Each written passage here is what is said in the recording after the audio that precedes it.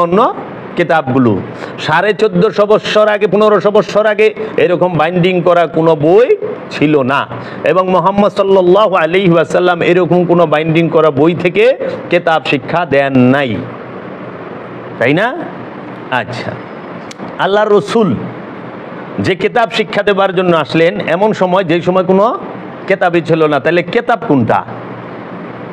সেই কিতাবটা কোনটা? বই তো কিতাব না। বোঝার জন্য বিষয়টা বলতেছি। যদি আপনি বলেন 30 পারা কোরআনে হাফেজ হইলে সে মিথ্যা বলবে না, তার নফস পবিত্র, এটা কি সম্ভব?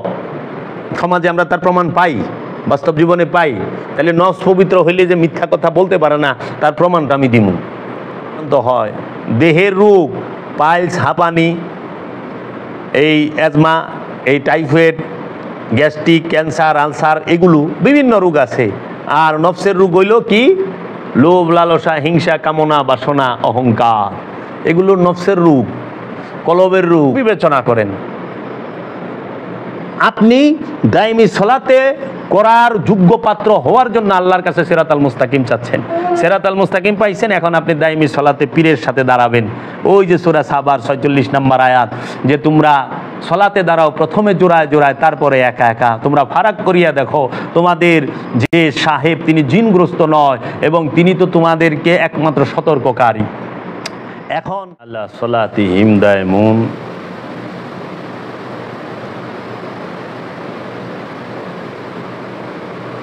তাহারাই মুসল্লি যাহারা সর্বক্ষণ দায়মি সালাতের উপরে, সর্বক্ষণ সংযোগ যোগাযোগের উপরে অবস্থান করেন।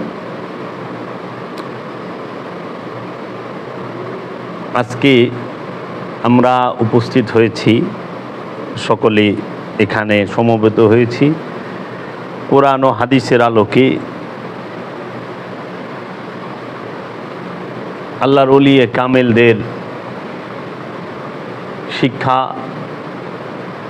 আওলাদের রসুল আহলে বাইতের শিক্ষা, নবী ও রসুল আলাইহিস সালাতু ওয়াস সালামের শিক্ষা থেকে আমরা কিছু বোঝা এবং শেখার জন্য এসেছি। তা আমাদের সব শিক্ষার মূল যে শিক্ষাটি, সেই শিক্ষাটির বিষয়টি হলো সলাত। এই সলাত কি? সলাত শব্দের অর্থ কি? সলাত কাকে বলে? সলাত কত প্রকার ও কি কি? এবং এই সলাতের প্রয়োগ পদ্ধতি কি? এবং সলাত করতে গেলে যে যে বিষয়গুলো আমাদের জানা প্রয়োজন, সেই বিষয়গুলো আমরা জানব। এবং সলাত করা, সলাত কায়েমের মূল লক্ষ্য এবং উদ্দেশ্য কি? প্রতিটা বিষয়েরই একটা মূল লক্ষ্য থাকে, একটা উদ্দেশ্য থাকে। তোমরা আরো সামন দিকে আবো। প্রতিটা বিষয়েরই একটা মূল লক্ষ্য এবং উদ্দেশ্য থাকে।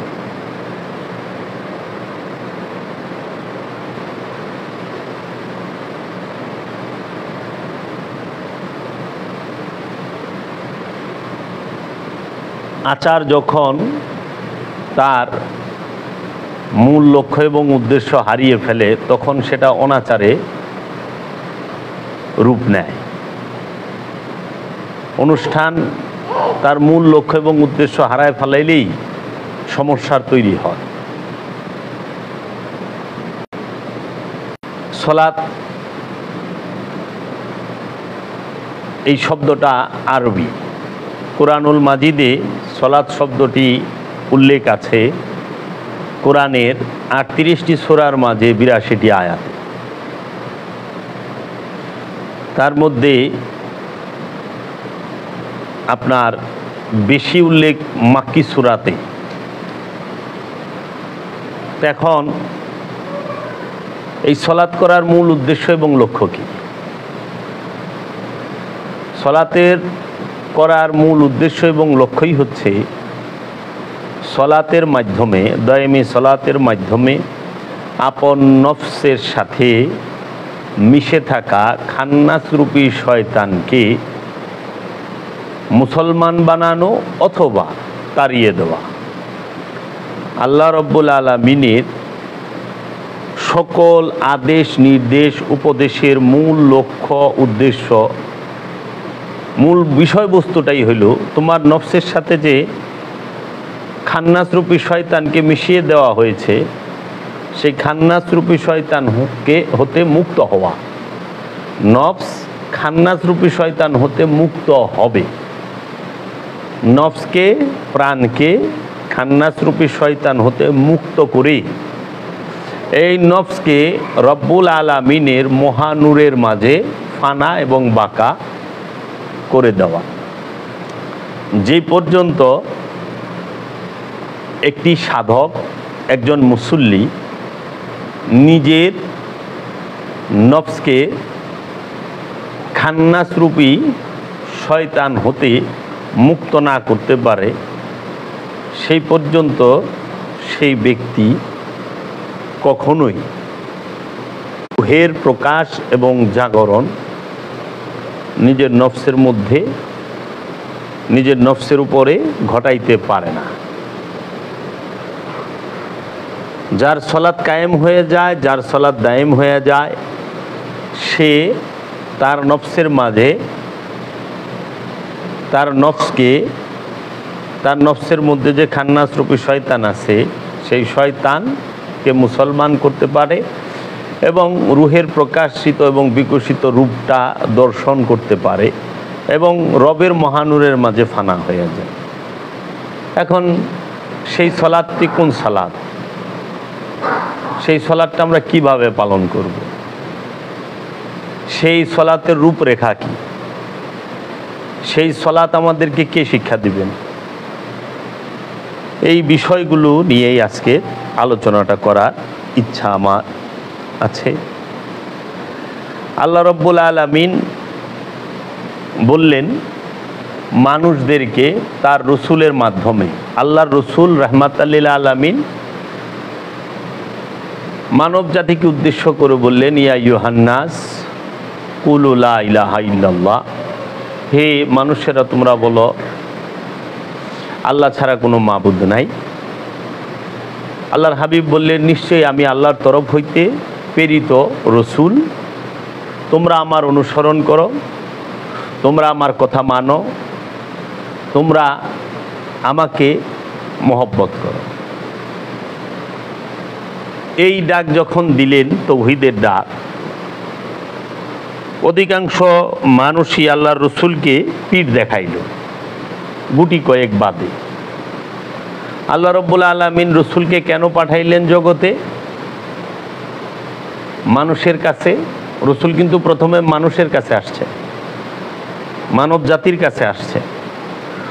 রসুল যখন আগমন করছে তখন কোনো মুসলমান ছিল না, মানুষ ছিল।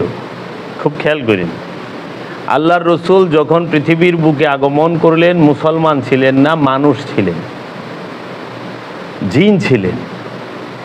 আমানু ছিল না, মুসল্লি ছিল না, মুমিন ছিল না, মুসলমানও ছিল না। ছিল কি? জিন আর মানুষ। জিন আর মানুষের কাছে আল্লাহ কি করলো? আল্লাহর রসুলরে প্রেরণ করলো। তাই আল্লাহ বলতেছেন যে কাদ জাআকুম মিনাল্লাহি ওয়া কিতাবুম মুবিন, নিশ্চয় আমার তরফ হইতে তোমাদের নিকটে স্পষ্ট নূর এবং স্পষ্ট কিতাব এসেছে। সেই স্পষ্ট নূর এবং স্পষ্ট কিতাব যিনি, তিনিই হচ্ছেন রাহমাতাল লিল আলামিন, সরওয়ারে কায়নাত আবুল কাশেম মোহাম্মদ মুস্তাফা আহমদ মুস্তাফা সাল্লাল্লাহু আলাইহি ওয়াসাল্লাম। আল্লাহর হাবিব কেন আসলেন এই মানুষের মাঝে? আল্লাহর হাবিব আগমন কেন করলেন সেই কথা আল্লাহ রাব্বুল আলামিন কোরআনে বললেন যে ইউসাব্বিহু লিল্লাহি মা ফিস সামাওয়াতি ওয়া মা ফিল আরদিল মালিকুল কুদ্দুসুল আজিজুল হাকিম ওয়াল্লাযী ইযবাআসা ফিল উম্মিয়িনা রাসূলাম মিনহুম ইয়াতলু আলাইহিম আয়াতি ওয়া ইউযাক্কিহিম ওয়া ইউআল্লিমুহুমুল কিতাবা ওয়াল হিকমা ওয়া ইন কানু মিন ক্বাবলু লাফি দালালিম মুবিন। আসমান জমিনে যাহা কিছু আছে রসুলের আগমনের আগেই তাহারা কি করতেছে? আল্লাহর তাসবিহ পাঠ করতেছে। আসমান জমিনে যত পশু পাখি গাছপালা তরুলতা যাহা কিছু আছে তারা সবাই তাওহীদে বাস করে, তারা আল্লাহর তাসবিহ পাঠ করে। আল্লাহ বলতেছে যে এই আসমান জমিনে যাহা কিছু আছে তারা আমার তাসবিহ পাঠ করে। সেই আল্লাহর কোন? যিনি আজিজুল কুদ্দুসুল আজিজুল হাকিম, আল্লাহর তাসবিহ পাঠ করে। সে আল্লাহ কে? যে আজিজুল কুদ্দুসুল আজিজুল হাকিম, যে কুদ্দুস আজিজ হাকিম। এই যিনি কুদ্দুস আজিজ হাকিম সেই আল্লাহ কি করলেন? একজন উম্মিদের মধ্য থেকে, উম্মিদের মধ্য থেকে, জ্ঞানীদের মধ্য থেকে। অনেকে আলেম উলামারা মানে তাফসীর কারক অনেকেই বলছে যে উম্মি শব্দের অর্থ নিরক্ষর, কিন্তু উম্মি শব্দের অর্থ জ্ঞানীও। হ্যাঁ, আরও অনেক রকম অর্থ হয়, তো ওনারা এটা নিয়েছেন। জ্ঞানী আর বিদ্যানের মধ্যে আসমান জমিন তফাৎ। জ্ঞান এক বিষয়, বিদ্যান আর এক বিষয়। আমরা দেখি আল্লাহর কিতাব যে শিক্ষা দিচ্ছেন সে এই আক্ষরিক জ্ঞানে কোনো ইউনিভার্সিটিতে পড়াশোনা করেন নাই, কিন্তু আল্লাহর কিতাব শিক্ষা দিচ্ছেন। আমি এখানেই আসবো। আল্লাহ বলতেছেন উম্মিনদের মধ্য থেকে একজন আমি রসুল প্রেরণ করলাম যে তোমাদেরকে কি করবে? আমার আয়াত তেলাওয়াত করে শোনাইব। কার আয়াত তেলাওয়াত করব? আল্লাহর। ওয়া ইউযাক্কিহিম, এবং তোমাদেরকে পবিত্র করবে। তার মানে মানুষ তাহলে অপবিত্র ছিল, মানে পবিত্র করবে মানে তো এই না যে হাত মুখ পাও ধোয়াইব, কানের মধ্যে পানি দেওয়াইব, কুলি করাইব, এইটা পবিত্রতা তো না। কারণ রসুলের আবির্ভাবের আগেও তো মানুষ গোসল করছে না, কিন্তু পবিত্র করবে কইছে। ওয়া ইউযাক্কিহিম, তোমাদেরকে পবিত্র করবে। ওয়া ইউআল্লিমুহুমুল কিতাব, এবং তোমাদেরকে কিতাব শিক্ষা দিবে, কিতাবের জ্ঞান দিব। এখন আপনি খেয়াল করেন, আল্লাহর রসুলকে আল্লাহ পাঠাইলেন আল্লাহর আয়াত তেলাওয়াত করার জন্য। এখন আল্লাহর আয়াত যে তেলাওয়াত করব, ওই সময় কোনো এইরকম বাইন্ডিং আকারে পুস্তক ছিল না, এরকম পুস্তক ছিল না। হ্যাঁ, এরকম বাইন্ডিং আকারে ছিল না কিন্তু। এবং এই যে আরবি লাইনের যে আয়াত, এরকম আয়াতও কিন্তু ছিল না। ছিল আল্লাহ রসুল যখন আমাদেরকে, আল্লাহ রসুল যখন প্রথম আয়াত তিলাওয়াত করেন তখন কি এরকম বাইন্ডিং করা কোনো বই সহিফা ছিল না। তখন হযরত আবু বকর সিদ্দিক রাদিয়াল্লাহু তাআলা আনহুর কাছে এবং আওলাদের রসুল মাওলায়ে কায়নাত মুশকিল কুশা মাওলা আলী কারামাল্লাহু ওয়াজহুর কাছে যখন আল্লাহর হাবিব আয়াত তেলাওয়াত করলেন, তখন তো এরকম বই দেখা এরকম ভাবে আয়াত তেলাওয়াত করেন, এরকম লাইন তো আয়াত ছিল না, তাই নয় কি? তাহলে আল্লাহর রসুল আসলেন যে আয়াত তেলাওয়াত করার জন্য। তাহলে আয়াত তো দুই প্রকার, একটা হইল আরবি কোরআনের এই আরবি লাইনের আয়াত কোরআন শরীফের, আরেকটা হইল আল্লাহর আয়াত, একটা হইল আরবি ভাষার আয়াত। আরবি কোরআনের আরবি ভাষার লাইনকে আয়াত বলা হয়, আরেকটা হইল আল্লাহর আয়াত। তা আল্লাহর আয়াত তেলাওয়াত করবে কে? আল্লাহর রসুল। আচ্ছা, আমাদের নফসকে ওয়া ইউযাক্কিহিম, তোমাদের নফসকে পবিত্র করবে এবং সে কিতাব শিক্ষা দেবে। ওয়া ইউআল্লিমুহুমুল কিতাবা, কে কিতাব শেখাবে? রসুল। যে রাহমাতাল লিল আলামিন কিতাব শেখাবেন, কিন্তু ওই সময় কোনো বই ছিল না এরকম বাইন্ডিং আকারে, পুস্তক আকারে। পৃথিবীর বুকে মুসলমানদের কোনো ধর্মীয় বই ছিল না। ছিল ছাপানো কোনো বই ছিল? কোনো বই ছিল না, কোনো ছাপানো কিতাব ছিল? মুসলমানদের সবচেয়ে পুরানা কিতাবের নামই আল কোরআন। সর্বপ্রথম কিতাবের নাম কি? আল কোরআন। সর্বপ্রথম পুস্তক আকারে, সহিফা আকারে, লিখিত আকারে, কাগজ কালিতে, ভাষায় লিখিত আকারে সর্বপ্রথম যে কিতাব তার নাম হলো আল কোরআন। তারপরে আমরা পাই হাদিসের কিতাব, তাই না? তারপরে ফিকা, ইজমা, কিয়াসের কিতাব এবং অন্য অন্য কিতাবগুলো। 1450 বৎসর আগে, 1500 বৎসর আগে এরকম বাইন্ডিং করা কোনো বই ছিল না, এবং মুহাম্মদ সাল্লাল্লাহু আলাইহি ওয়াসাল্লাম এরকম কোনো বাইন্ডিং করা বই থেকে কিতাব শিক্ষা দেন নাই, তাই না? আচ্ছা, আল্লাহর রসুল যে কিতাব শিক্ষা দেবার জন্য আসলেন এমন সময়, যেই সময় কোনো কিতাবই ছিল না, তাহলে কিতাব কোনটা? সেই কিতাবটা কোনটা? বই তো কিতাব না। আল্লাহ রসুল কিতাব শিক্ষা দিবেন ওয়াল হিকমাতা, এবং হেকমতের জ্ঞান দান করবেন। এই হেকমত দান করবেন, তাহলে হেকমত রসুলের কাছে, হেকমতের জ্ঞান রসুলের কাছে, কেতাবের জ্ঞান রসুলের কাছে, নফসকে পবিত্র করার ফর্মুলাও রসুলের কাছে, এবং আয়াতও রসুলের কাছে।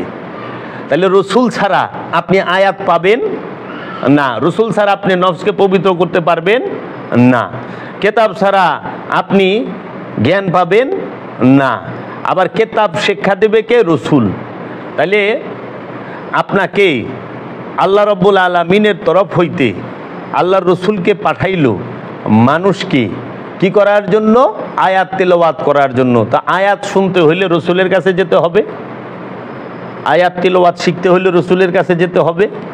আচ্ছা, নফসকে পবিত্র করতে হইলে রসুলের কাছে যাইতে হবে, রসুল ছাড়া নফসকেও পবিত্র করতে পারে না, পারবে না, অধিকারও নাই।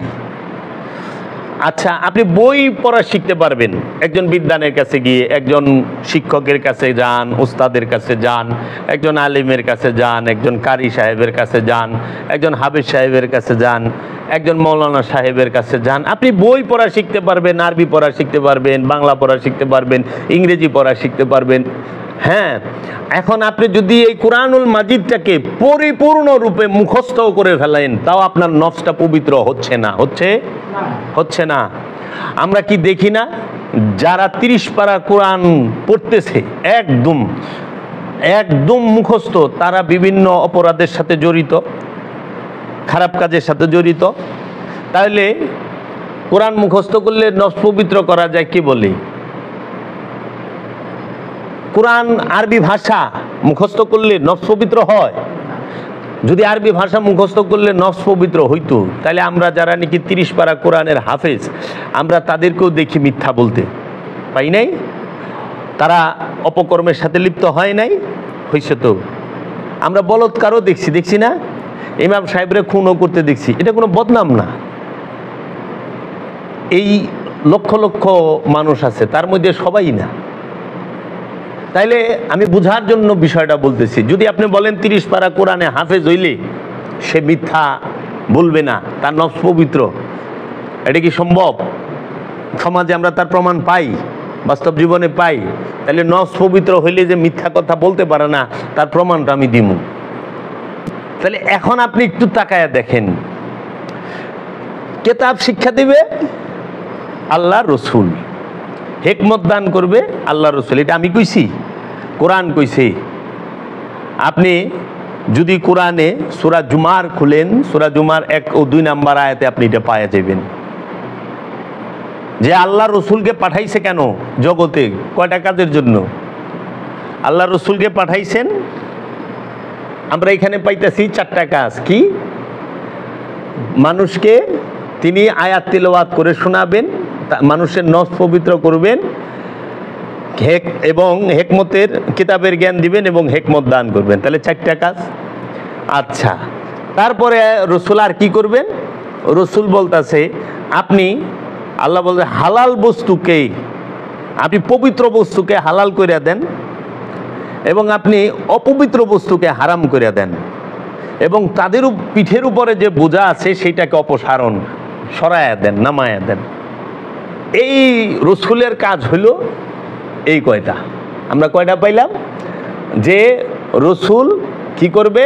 নফসকে আয়াত তেলাওয়াত করবে, নফসকে পবিত্র করবে, আপনাকে কেতাবের জ্ঞান দান করবে, হেকমতের দান করবে, এবং আপনার পবিত্র বস্তুকে হালাল করে দিব, অপবিত্র বস্তুকে হারাম করে দিব, এবং আপনার পিঠের উপরে যে বোঝা আছে সেই বোঝা অপসারণ করে দিবে। এই কাজগুলোর জন্য আল্লাহ রসুল আসেন। তাহলে পরে এই কেতাবের দুইটা দিক আছে। কেতাব আমরা পাই দুই প্রকার, একটা হইল ভাষার কালির অক্ষরে কাগজে কালিতে বাইন্ডিং করা কেতাব, আর একটা হলো আল্লাহর নূরের কেতাব। আল্লাহর রসুল যে কিতাব শিক্ষা দিলেন তার সাহাবায়ে কেরামদেরকে, জলিলুল কদর সাহাবী হযরত আবু বকর সিদ্দিক, হযরত উমর, হযরত উসমান, হযরত তালহা মিকদাদ, হযরত জাবের, আবু যর গিফারি, আব্দুর রহমান ইবনে আউফ, এইভাবে জলিলুল কদর সাহাবা হযরত সালমান ফারসি সবাইকে আল্লাহর রসুল কি করলেন? আয়াত তিলাওয়াত করে শোনাইলেন। আল্লাহ রসুল কি করলেন? আয়াত মানে কি? আয়াত মানে হচ্ছে নিদর্শন। একটা হলো নিদর্শন, একটা হলো নিশানি। নিশানিকে বলা হয় শায়রিল্লাহ, আর নিদর্শনকে বলা হয় আয়াতুল্লাহ, আল্লাহর আয়াত। আল্লাহর আয়াতকে আদম সফিউল্লাহ, আদম আলাইহিস সালাতু ওয়াস সালামের জীবনী, আদম আলাইহিস সালামের শিক্ষার কথা কি আল্লাহর রসুল তার সাহাবীদের বলেন নাই? কোরআনে আদম আলাইহিস সালামের কাহিনী আছে না, ঘটনা আছে না? আদম আলাইহিস সালামকে যখন রূহ ফুৎকার করলেন তখন ফেরেশতারা যে সেজদা দিতে বললেন, এই ঘটনাটা আছে না? শয়তান সেজদা দিল না?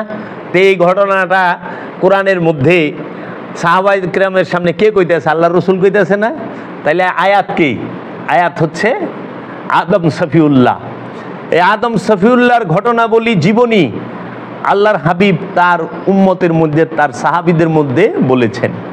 আল্লাহর আয়াতকে, আল্লাহর আয়াত হচ্ছে নূহ নবিউল্লাহ, মুসা কালিমুল্লাহ, ইব্রাহিম খালিলুল্লাহ, ঈসা রুহুল্লাহ, এইভাবে যতগুলো নবী আছেন সবাই আল্লাহর এক একজন এক একটা আয়াত। আল্লাহ নিজেই কইয়া দিছে, আমি যদি একটু বড় করি বিশাল সময় যে বোগা, এবং সুন্দর সুন্দর তথ্য তোমরা পাইবা বাবা। যে আল্লাহ রাব্বুল আলামিনের আয়াত হচ্ছেন এই কোরআনে বর্ণিত যতগুলো নবীর নাম, যতগুলো নবীর ঘটনা আল্লাহ রাব্বুল আলামিনের তরফ হইতে রাহমাতাল লিল আলামিন মানুষের কাছে বর্ণনা করেছেন। এই মানুষের কাছে যে বর্ণনা করেছেন এই সমস্ত নবীর ঘটনা এবং সমস্ত নবীগণই আল্লাহর এক একটা আয়াত জগতের জন্য। এবং এই নবীরা যে যেখানে অবস্থান করছেন, যে যে ঘটনা ঘটাইছে, সেই কারণে ওইগুলো হয়ে গেছে নিশানি, নিদর্শন হয়ে গেছে, শায়রিল্লাহ হয়ে গেছে। যেরকম ইন্না সাফা ওয়াল মারওয়া মিন শায়রিল্লাহ, নিশ্চয়ই এই সাফা এবং মারওয়া আল্লাহর নিশানি। কেন? ওই সাফা মারওয়ার উপরে আল্লাহর নবী এবং আল্লাহর নবীর মা ওলি দুইজনে, মা হাজেরা এবং বাবা ইসমাইল, হযরত ইসমাইল আলাইহিস সালাম, ওনারা ওইখানে অবস্থান করছে। এই জন্য এই সাফা মারওয়া নিশানি আল্লাহর শায়রিল্লাহ হয়ে গেছে। মুজদালিফা, মিনা, এই আমাদের ইসলাম ধর্মের মধ্যে এগুলো নিদর্শন রূপে রয়ে গেছেন।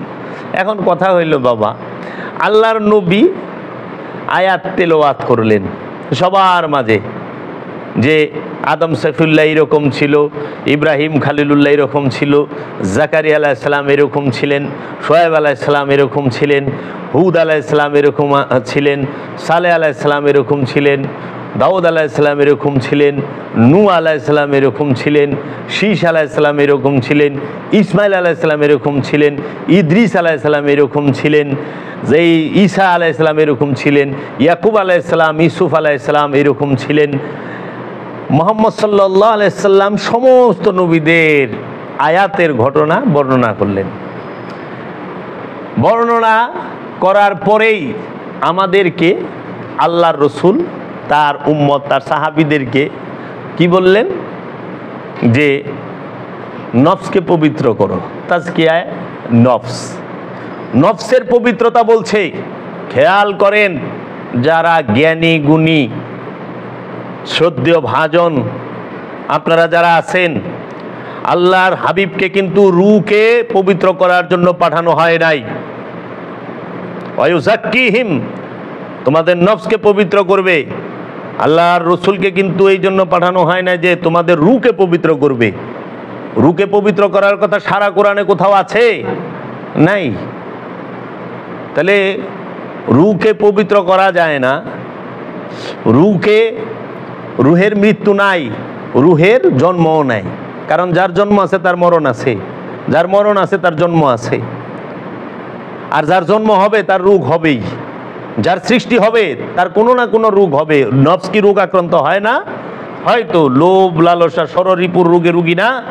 কোরআনে সূরা বাকারায় কি আল্লাহ বলে নাই যে তাহাদের নফসগুলো, তাদের অন্তরগুলো রোগ আক্রান্ত?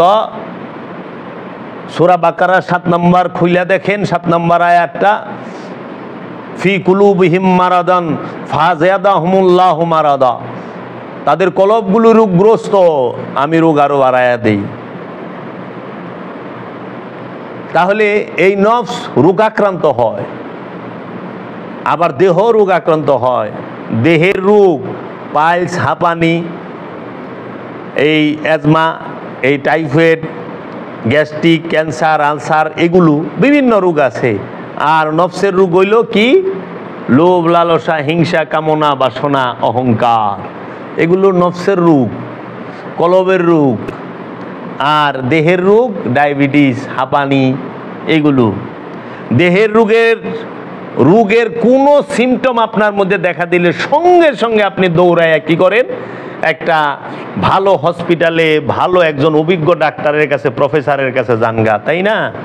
কিন্তু কলবের রোগ দিয়া আপনি এখন লাইফ সাপোর্টে এমন আক্রান্ত হয়েছেন কলবের রোগে যে আপনি চলতেই পারতেছেন না। তারপর আপনি কলবের যে রোগের ডাক্তার, আল্লাহর কামেল ওলি, তার কাছে জীবনে যাইবেন না। ওইখানে যখন যাওয়া শুরু করবেন, সামনে মানুষরূপী শয়তান, জিন্দা শয়তান খারাই কইব, পীরের ভাই যা, বন্ডের ভাই তাইছ, এই কথা কয় না ভাই, আমার কলবটা রোগ আক্রান্ত, এই রোগের চিকিৎসা করার জন্য ওলিয়ে কামেলের কাছে যাইতাছি।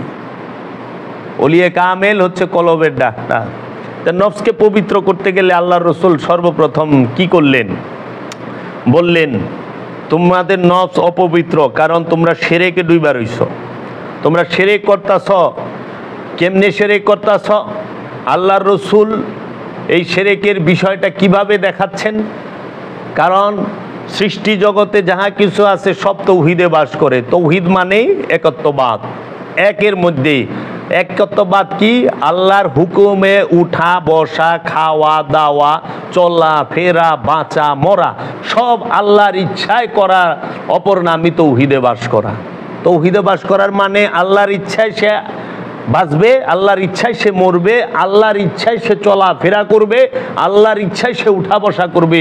সম্পূর্ণরূপে যাহা কিছু করবে সে আল্লাহর ইচ্ছায় করবে। এই আল্লাহর ইচ্ছায় যাহারা সর্বক্ষণ চলে, সর্বক্ষণ সর্বকর্ম করে, সেইটাকেই বলা হয় তৌহিদ রাজ্যে অবস্থান করে, তাকেই বলা হয় তৌহিদে বাস করে।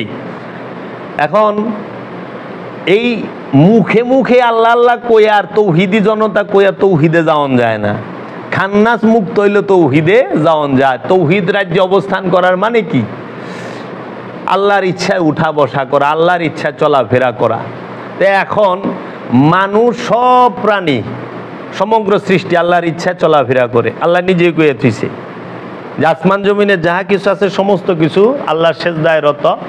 শুধু দুইটা প্রাণী আল্লাহর সেজদা করে না, সেটা হলো কি? ওমা খালাকতুল জিন্নি ওয়াল ইনসা ইল্লা লিয়াবুদুনি, আমি কি জিন এবং ইনসানকে আমার ইবাদত করার জন্য, দাসত্ব করার জন্য তৈরি করি নাই? তাই এই মানুষকে আল্লাহর রসুল বলতেছে, আসো তোমাদের নফসকে পবিত্র করো। তোমাদের নফস শিরক যুক্ত। শিরক মানেই দুইয়ের অবস্থানকে শিরক বলা হয়। দুই মানে আমি, আর আমার সাথে যুক্ত হয়ে রয়েছে খান্নাস রূপী শয়তান। আমি যুগ, খান্নাস মানে দুই হইল, এই দুইয়ের অবস্থানই শিরক। আর এই শিরকের অবস্থান কখনোই বাহিরে না, হাটে মাঠে ঘাটে শিরক থাকে না। শিরক থাকে প্রতিটা জিন ইনসানের অন্তরে। শিরকের অবস্থান মনে। শয়তান রূপী খান্নাসের সাথে নফস মিলে থাকার অপর নামই হলো শিরকের মধ্যে ডুবে থাকা। কথার মধ্যে শিরক নাই, কথা দিয়ে শিরক না। শিরক হয় কর্মে এবং শিরক হয় সম্পূর্ণ মিলেমিশে থাকলে। শিরক হয় যেখানে আল্লাহ থাকার স্থান, আল্লাহর মধ্যে আপনি থাকতে হবে, মানে আপনি আল্লাহর মধ্যে না থেকে শয়তানের মধ্যে ডুবে রয়েছেন। আপনার কলবটা আল্লাহর নূরের মধ্যে ডুবে থাকবো, তা না থুইয়া শয়তানের দেওয়া কামনা বাসনার মধ্যে আপনার কলব ডুবে রয়েছে, আপনি শিরকের মধ্যে ডুবে রয়েছেন। এর জন্য শিরকের অবস্থান কলবে, মনে, অন্তরে, নফসের সাথে শিরক থাকে। তাই কলব হইল আল্লাহ স্থান, ওইখানে শয়তান থাকতে পারে না। যখন শয়তান আছে ততক্ষণ আল্লাহ নাই, আর আল্লাহ যতক্ষণ কলবের নিকটে আছে শয়তানও নাই। তো কাজেই এই শিরক মুক্ত হওয়ার জন্য আল্লাহ রসুল কি করলো, যে আসো তোমরা বহু ইলার ইবাদত বাদ দাও। তোমরা লোভের গোলামি করতেছ, তোমরা হিংসার গোলামি করতেছ, তোমরা অহংকারের গোলামি করতেছ, তোমরা শক্তির পূজা করতেছ। এই যে ক্ষমতার পূজা করে না, ক্ষমতাবান হইতে চায়, সর্দার হইতে চায়, এই ক্ষমতার পূজা করতেছ, তোমরা অহংকারের পূজা করতেছ, তোমরা এই লোভ লালসা মোহমায়ার পূজা দিয়া ভরপুর। তোমরা এগুলার থেকে বের হও, বের হইয়া বলো লা ইলাহা ইল্লাল্লাহ। লা মানে নাই, ইলা মানে নেতা কর্তা অধিকারী, ইল্লা মানে ব্যতীত আল্লাহ। এই লা ইলাহা ইল্লাল্লাহ কি আমার কলবের মধ্যে, আমার নফসের মধ্যে, আমার এই দেহের মধ্যে, আমার এই জীবনে যৌবনে, আমার এই সমস্ত অঙ্গ প্রত্যঙ্গের মধ্যে আল্লাহ ছাড়া অন্য কোনো কিছুই নাই, আল্লাহ ছাড়া কিচ্ছু নাই। কলেমা তৈয়বা কি? এই কলেমা তৈয়বার বেদ, যে এই কলবের মধ্যে আল্লাহ ছাড়া কিছু নাই। এতদিন কলবের মধ্যে শয়তান আছিল, যখন শয়তান তোমরা সলাতের মাধ্যমে সরাই দিতে পারবা, তখনই বলবা লা ইলাহা ইল্লাল্লাহ, আল্লাহ ছাড়াই অন্তরে আর কোনো ইলা নেতা কর্তা অধিকারী নাই। তখন যে আল্লাহটারে তোমরা দেখবা এই কলবের মধ্যে, কলবের দৃষ্টি দিয়া, দিব্য নজর দিয়া যেই রবের চেহারা দেখবা, সেই রবের চেহারা মোবারকটারে দেখবা তোমরা মুহাম্মদ রসুল আল্লাহ রূপে। এর জন্য বলে লা ইলাহা ইল্লাল্লাহ মুহাম্মদ রসুল আল্লাহ। আমার এই কলবের মধ্যে আল্লাহ ছাড়া কিচ্ছু নাই। কোন আল্লাহ? যে আল্লাহরে আমি দেখতেছি সে তো মুহাম্মদ রসুল আল্লাহ রূপে, মুহাম্মদ প্রশংসিত রসুল রূপে দেখা দিছে আমার কাছে। এই শিক্ষা তোমরা নাও। তখন কি করলো আল্লাহ রসুল? বলল আমি তোমাদের কাছে রসুল রূপে আসছি, তোমরা আমার কাছে বায়াত হও। আল্লাহ রসুলের কাছে বায়াত হইতে হবে আল্লাহ রসুলের হাতে হাত দিয়া। তাই আল্লাহ কইছে যে নিশ্চয়ই যাহারা আপনার হাতে হাত দিয়া বায়াত হইল, তাহারা আমি আল্লাহর হাতে হাত দিয়া বায়াত হইল। এই বায়াত হইছে যখনই একটা মানুষ, একটা মূর্তি পূজারক, একটা অগ্নি পূজারক। সেই অগ্নিটা কোনটা? এই যে কাঠকয়লার অগ্নি পূজারক না, নিজের ভেতরে যে ধোঁয়াবিহীন আগুন আছে সেই আগুনের পূজারী। ধোঁয়াবিহীন আগুন প্রত্যেকটা জিন ইনসানের মধ্যে বিরাজমান, মানুষের মধ্যে সেই ধোঁয়াবিহীন আগুন কি? হিংসার আগুন, অহংকারের আগুন, কামের আগুন, ক্রোধের আগুন। এই আগুনের পূজা সর্বক্ষণ করতেছ অগ্নি পূজারক। এই অগ্নি পূজারক তোমরা কি করো? অগ্নি পূজা বাদ দাও, আসো আমি রসুলের হাতে হাত দিয়া বায়াত হও। আল্লাহ রসুলের হাতে হাত দিয়া বায়াত হইছে। তো ওই মুহূর্তেই তাদেরকে বলছে আল্লাহ রসুল, ইয়া আইয়ুহাল্লাযিনা আমানু, ওহে আমানু। রসুলের মুরিদকেই বলা হয় আমানু। আল্লাহর রসুলের কাছে যাহারা বায়াত গ্রহণ করেছেন তাহারাই আমানু। আল্লাহর রসুলকে যাহারা মানেন নাই, আল্লাহ রসুলকে যাহারা অস্বীকার করেছেন এবং রসুলের বাণী আল কোরআনকে যারা অস্বীকার করেছেন তাদেরকে বলা হয় কাফের। কাফের কাকে বলে?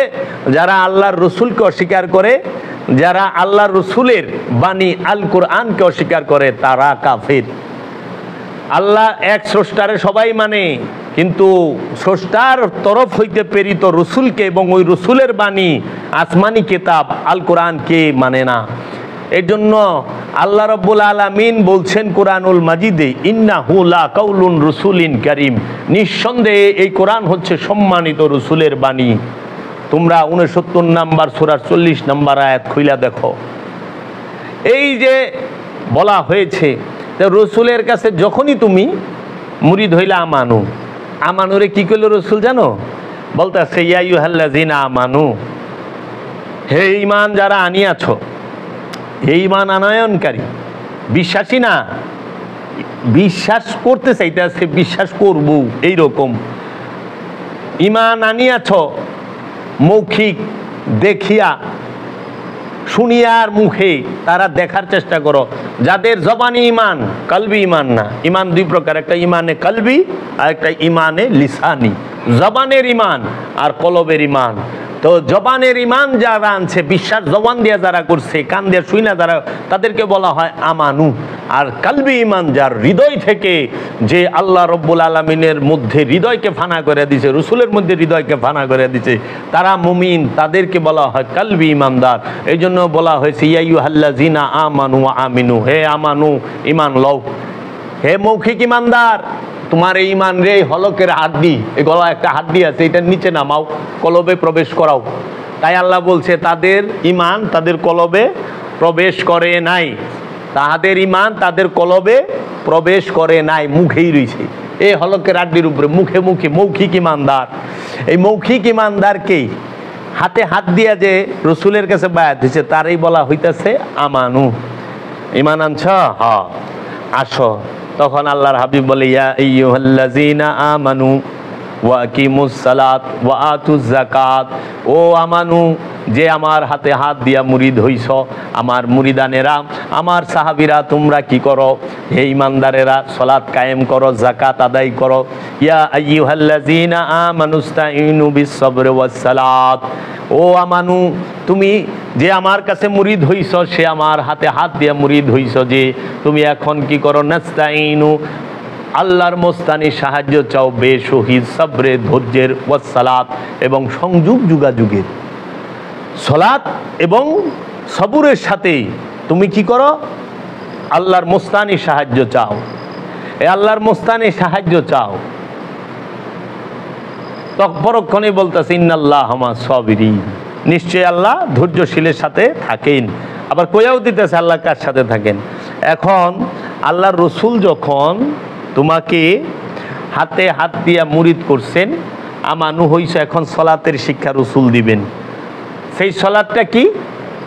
সেই সালাতটার অপর নাম হইল,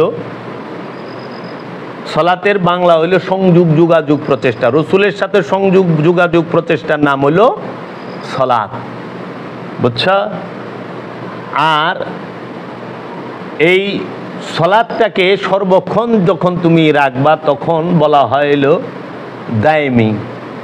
এখন আল্লাহ রব্বুল আলামিন কোরআনে সূরা মারিজের 23 নম্বর আয়াতে, সূরা মারিজের 23 নম্বর আয়াতে বলতেছেন আল্লাযীনা হুম আলা সালাতিহিম দায়মুন, যাহারা সর্বক্ষণ রসুলের সাথে সংযোগ যোগাযোগ প্রচেষ্টায় লিপ্ত, তাহারাই মুসল্লি। মুসল্লি কারা? এখন যে সলাতে দাঁড়াইব সে মুসল্লি। তাহলে আমানুকে যে রসুলের কাছে, রসুলের হাতে হাত দিয়া বায়াত হয়, রসুলের উপরে ঈমান আনে, রবের উপরে ঈমান আনে, কেতাবের উপরে ঈমান আনে মৌখিকভাবে, এবং ফেরেশতাদের উপরে ঈমান আনে, আখিরাত দিবসের উপরে ঈমান আনে, কিয়ামত দিবসের উপরে ঈমান আনে, তাহারা মৌখিক ঈমানদার। আর এই মৌখিক ঈমানদার তার কলবে ঈমানটা প্রবেশ করাবে সলাতের মাধ্যমে, যাকাতের মাধ্যমে, হজের মাধ্যমে, কুরবানির মাধ্যমে, এবং আমলে সালেহার মাধ্যমে। আমলে সালেহার মাধ্যমে। তাই সর্বপ্রথম হলো ঈমান আনা। এই ঈমান সেইটা কি? রসুলের উপরে বিশ্বাস। রসুলের কাছে মুরিদ হওয়া মানেই ঈমান আনা। তাহারা ঈমান আনছে যারা রসুলের হাতে হাত দিয়া মুরিদ হইছে, বায়াত হইছে, ঈমান আনছে। এখন এই ঈমানদার যখন রসুলের কথা শুনে সলাতে দাঁড়ায়, তখন তাকে বলা হয় মুসল্লি। কি বলা হয়? মুসল্লি। এখন এই মুসল্লি সলাত কিভাবে করবে? আল্লাহর রসুল বইলা দিছেন যে মুসল্লি কি, মুসল্লির পরিচয় কি, মুসল্লি হইতে গেলে কি কি করতে হবে। মুসল্লির 8টা গুণের কথা কোরআনে আল্লাহ রসুল বইলা দিছেন। যে আল্লাহ রসুল সূরা মারিজের 19 নম্বর আয়াতে আল্লাহ রাব্বুল আলামিন বলতেছেন ইন্নাল ইনসানা খুলিকা হালুওয়ান, নিশ্চয়ই মানুষকে সৃষ্টি করা হয়েছে অধৈর্য রূপে। মানুষ জন্মগতভাবে অধৈর্য। খুব খেয়াল করো, এখানে ইন্নাল ইনসানা বলছে, ইনসানকে। এখানে আমানু বলে নাই, নফস বলে নাই, মুমিন বলে নাই, মুসল্লি বলে নাই, বলছে ইনসান। নিশ্চয় মানুষকে সৃষ্টি করা হয়েছে অধৈর্য রূপে। ইজা মাসসাহুর শাররু জাজুআন, যখন মন্দ তাকে স্পর্শ করে সে অস্থির হইয়া যায়। কোনো দুঃসংবাদ, কোনো বিপদ আপদ, বালা মুসিবত, কোনো খারাপ কিছু তাকে স্পর্শ করলেই সে ওইখানে আর ধৈর্য ধরতে পারে না, অস্থির হইয়া যায়। তারপরে বলা হয়েছে ওয়া ইজা মাসসাহুল খাইরু মানুআন, এবং যখন মঙ্গল তাকে স্পর্শ করে সে হয় কৃপণ। যখন মঙ্গল তাকে স্পর্শ করে, মানে কল্যাণ আইছে, লাভ হইছে, সে হয়ে যায় কৃপণ। তখন আল্লাহ বলতেছেন সূরা মারিজের 22 নম্বর আয়াতে, ইল্লাল মুসাল্লিন, মুসল্লি ব্যতীত। যে মুসল্লি হওয়ার পূর্ব শর্ত 3টা। মুসল্লি হওয়ার পূর্ব শর্ত কয়টা? 3টা। এই 3 গুণ যার মধ্যে নাই সে মুসল্লি হইতে পারবো না। তারপরে যায় মুসল্লির 8 গুণ। আল কোরআন কইতাছি সূরা মারিজ, অন্য কিছু কই না, আল কোরআন। 3 গুণ কি? সর্বপ্রথম মুসল্লি সে কৃপণ হবে না, মুসল্লি অধৈর্য হবে না, আর মুসল্লি সে লুবি হবে না। লুবি, কৃপণ এবং অধৈর্য, এই 3টা মুসল্লির মধ্যে থাকবে। এখন এই মুসল্লি খুঁজা পাওয়া মুশকিল না, যে লুবিও না, কৃপণও না এবং অধৈর্য না, ধৈর্য হারা না। দুঃখের বিষয়, আজকে তো আমরা মসজিদে মারামারি লেগে যাই, মসজিদে মারামারি লেগে যায়। কি ক্ষমতাকে কেন্দ্র কইরা কে নেতা হবে? ইমাম মানেই নেতা, নেতা হওয়ালে আমরা মসজিদে মারামারি লাগে। অথচ আল কোরআন কইতাছে যে মুসল্লি হওয়ার 3টা শর্ত। একটা হইল মুসল্লি যে সে কৃপণ নয়, মুসল্লি যে সে লুবি নয়, মুসল্লি যে সে অধৈর্য নয়, আর মুসল্লির 8 গুণ এখন শুরু হবে। খুব খেয়াল করে শুইনো, সূরা মারিজের 23 নম্বর আয়াত, মুসল্লির প্রথম গুণ, আল্লাযিনা হুম আলা সলাতিহিম দায়মুন, তাহারাই মুসল্লি যাহারা দায়মি সলাতের উপরে দণ্ডায়মান। তাহারাই মুসল্লি যাহারা সর্বক্ষণ রসুলের সাথে সংযোগ যোগাযোগে, মুসল্লির 1 নাম্বার গুণ। তাইলে আমরা তো দায়মি সলাতই বুঝি না। 2 নাম্বার হইলে সাথে এবং রবের সাথে সংযোগ প্রতিষ্ঠাও করি না। তাহলে আমরা কিভাবে মুসল্লি হইলাম? আমরা কি মুসল্লি হইতে পারছি? কোরআনের দৃষ্টিতে তো আমরা মুসল্লি হইতে পারি নাই, মানুষের দৃষ্টিতে, সমাজের দৃষ্টিতে আমরা মুসল্লি, পাক্কা মুসল্লি। 1 নাম্বার গুণ থেকে আমঙ্গ নাই, আমরা জানি না দায়মি সালাত কি। এখন দায়মি সালাতের কথা বললে আমাদের সমাজে ভূত দেখার মতো ডরায় যে দায়মি সালাতিটা আবার কি, এটা কেমনে করে।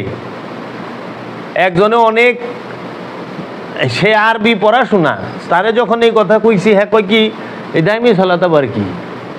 আরেকজন এসে হ্যাঁ অনেক মুরিদান, আমার অনেক সলাতের ওয়াজের মধ্যে, আলোচনার মধ্যে হ্যাঁ লিখছে যদি দায়মি সালাতটা বুঝাই দিতেন। তো বুঝাই দেবো কি? অনলাইনে সামনে আহেন, বুঝা যান। হ্যাঁ মুরিদ শরিদ করে, তার নিজেই তো বোঝে না দায়মি সালাত কি, মুরিদ করে মুরিদরে কি বুঝাইব। তো এখন এই দায়মি সালাত যে করে সে হইল মুসল্লি, 1 নাম্বার গুণ। 2 নাম্বার, আমওয়ালিহিম হাকমুন, এবং যারা অন্যের অধিকার ভালোভাবে, নিজের সম্পদের মধ্যে অন্যের হক আছে, অন্যের অধিকার আছে, অন্য মানুষের হক আছে, এটা খুব ভালো করে জানে মুসল্লি, যে খুব ভালো করে অবগত আছে।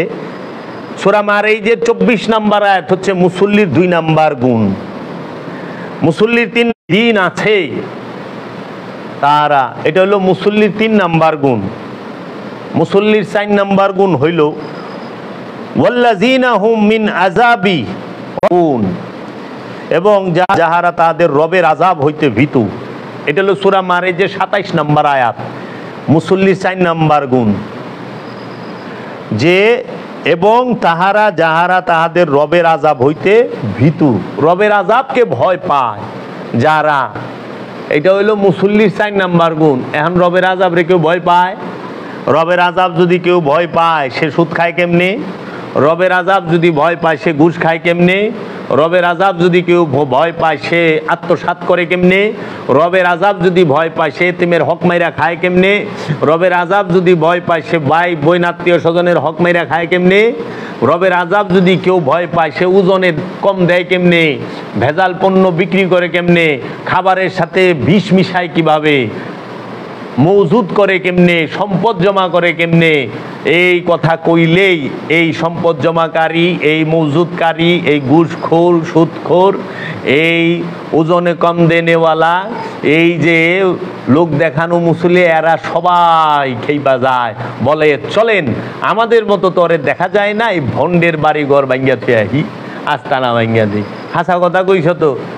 কারণ কোরআন মানে মুখে মুখে, ধনী মানে সব জানায়, আসলে কোনো মানে না। কোন ব্যক্তি সবাই ধনী মানে, কোরআন মানে না তো। কারণ সম্পদ জমাকারী জাহান্নামী, সূরা হুমাজে আল্লাহ কয়ে দিয়েছে। তাহলে রবের আযাবকে কে ভয় পায়? রবের আযাবকে ভয় পাইলে দিন দুপুরে মানুষ মাইরা ফেলায় বাইরে, যাচাই বাছাই না করে, আইনের আওতায় কোনো কিছু মানে না, সরাসরি মাইরা ফেলাইতেছে। হায় হায়, এ কেমন? রবের আযাবকে যদি ভয় পায় আল্লাহর ওলিদের মাজার ভাঙতে পারে কোনোদিন? কখনোই পারে না। রবের আযাবের ভয় পায় না এরা। রবের আযাবকে যদি ভয় পায় গীবত করতে পারে? মিথ্যা রটনা রটাইতে পারে? কখনোই না। মিথ্যা বলা তাদের কাছে ডাইল ভাত হয়ে গেছে। যে মুসল্লি হয় কেমনে? এটি মুসল্লির গুণ কইতাছি, ইমামের গুণ কমুয়ের পরে আগামী পর্বে। ইমামের গুণ 6টা, মুসল্লির গুণ বলতাছি। দর্শক মন্ডলী, আপনারা যারা দেখতাছেন বুকে হাত দিয়ে বলেন আল কোরআন খুইলা বইছে। আল কোরআন থেকে কথা বলতেছি, রসুলের সহিহ হাদিস থেকে কথা বলতেছি। খোদার কসম, যদি এন থেকে একজনে একটা ভুল ধরতে পারে যে আপনি এই আয়াতের ভুল বলছেন, জীবন ভরা তার গোলামি খাটুম। বুকে ওই পাওয়ার নিয়ে, ওই হিম্মত নিয়ে কথা বলি। আজ পর্যন্ত কেউ মুসল্লির 8 গুণ বলে নাই। এই গুণগুলোকে বলা হয় যে মুমিনের 8 গুণ। এটি মুমিনের না, এটি মুসল্লির গুণ। মুমিনের 6 গুণ। মুমিনের 6 গুণ আমি বলবো, কোরআন থেকে বলবো, কোরআনের বাহিরে একটি কথা বলি না। এতদিন শুনেন নাই, এটা আপনাদের কপাল খারাপ। এতদিন বলেন নাই, শুনেন নাই, জানেন না, এটা আপনাদের ব্যর্থতা। তাই বলে কি এটা আপনি অস্বীকার করতে পারবেন? কোরআনকে অস্বীকার করার কোনো উপায় আছে? আমি আয়াত নাম্বার, সূরার নাম্বার ধইরা ধইরা বলতাছি। খোলেন, কার কোরআন খুলবেন দেখেন, কোরআনের বাংলা অর্থে বেশ কম আছে। এগুলা কি অস্বীকার করতে পারবে? শ্রদ্ধা আলেম সমাজ, আলেমরা যে ফেরকারি হোক, যে এটা মুসল্লির গুণ না? আল্লাহ স্পষ্ট করে দিছে এটি মুসল্লির গুণ। তো মুসল্লির 4 নাম্বার গুণ কি? এবং তাহারা যাহারা তাদের রবের আযাব হইতে ভীত। 5 নাম্বার গুণ মুসল্লির, ওয়াল্লাযিনা হুম লিফুরুজিহিম হাফিজুন। ওয়াল্লাযিনা হুম লিফুরুজিহিম হাফিজুন। মুসল্লিরা সব সময়, এবং তাহারা যাহারা তাদের লজ্জা স্থান সমূহের হেফাজতকারী। মুসল্লিরা সব সময় তাদের লজ্জা স্থান হেফাজত করে। কি হেফাজত করে? লজ্জা স্থান। এই লজ্জা স্থান কাকে বলে? এই লজ্জা স্থান হেফাজত করে, ডাইকা রাখে না, হেফাজত করে। খুব খেয়াল করো, হাফেজুন, হেফাজত করে, ঢাকিয়া রাখে না। তোমরা যেটারে লজ্জা স্থান মনে করো, এইটারে ডাইকা রাখছো কাপড় দেয়া, এটা লজ্জা স্থান কোরআনের ভাষায় না, ওইটা দৈহিক অঙ্গ। লজ্জা স্থান হলো তোমার দৃষ্টি, তোমার মস্তিষ্ক, তোমার চিন্তা, বুদ্ধি, স্মৃতি। এই স্মৃতি শক্তি এবং তোমার দৃষ্টি শক্তি, এই দুইটা হলো তোমাদের মুসল্লির, এই মানুষের লজ্জা স্থান। এই দুইটাকে হেফাজত করতে হবে। এই নজরকে যদি তুমি হেফাজত করো, যদি তুমি নজরকে পর্দায় আনো, নজরের মধ্যে পর্দা ডালো, কোনো ঝামেলা নাই। এই চোখ বন্ধ, সমস্ত কিছু দেখি না, চোখ খোলা সব দেখি। এখন আমরা কালা কাপড় দিয়ে মাথার চান্দির থেকে পায়ের তলা পর্যন্ত সব ঢাকি, হেডকোয়ার্টারটা খোলাই যায়। এই এমনি হেডকোয়ার্টার খুলে রয়েছে না, সব দেখি। আমরা সালমান খানরে আমাদেরকে দেখতে দেয় না, কিন্তু আমরা সালমান খানরে পুরা চিনি। হ্যাঁ, আমরা সালমান খানের বডি কোনটা কি সাইজ সব জানে, সব পর্দাশীলরা জানে না। চিনে না? আমারে একজনকে বলেছে ভাই গান বাজনা হারাম, তাই আমি বললাম আপনার ভাই 30টার জলসা চলেনি। কয় হ, আমাকে ওইটা আগে ভাঙ্গে আহেন। পর্দা কি? লজ্জাস্থানকে হেফাজত করা। লিফুরুজিহিম হাফিজুন, প্রত্যেকের দৃষ্টিকে, চোখ না দৃষ্টি, এই চোখের আড়ালে চোখের ভেতরের দৃষ্টি আছে। এই দুই চোখ দিয়া মানুষ দেখে, কিন্তু এর পিছনে দৃষ্টি আছে। চোখ তো একরকম, কিন্তু দৃষ্টি সবার একরকম না। দৃষ্টিভঙ্গি পাল্টান, জীবন পাল্টায়া যাবে। এর জন্য যদি আপনার দৃষ্টির মধ্যে কুকামনা থাকে, আপনার কাছে 6 বছরের ছেলে মেয়ে নিরাপদ না, আপনার কাছে 6 বছরের শিশু ছেলে নিরাপদ না। যাদের দৃষ্টি হেফাজতে নাই, যারা তাদের লজ্জাস্থানকে হেফাজত করতে পারে না, তারাই তো বলৎকার করে। সমকামিতা গেলে এক জায়গায় হয়, বিশ্বে অনেক জায়গায় হচ্ছে। রেপ করে কারা? যাদের লজ্জাস্থান হেফাজত করতে পারে নাই। ধর্ষণ করে লজ্জাস্থান হেফাজত করতে পারে নাই। মানুষ সে পোশাকের দিকে তাকায়, পোশাক দিয়া কোনোদিন আসল পর্দা করা যায় না, পোশাক দিয়ে মেজাজি পর্দা হয়। আমরা এমনও দেখছি হাত মোজা পাও মোজা পরা মা বোনদেরও ধর্ষণ হয়েছে, হয় নাই? হয়তো হয় নাই।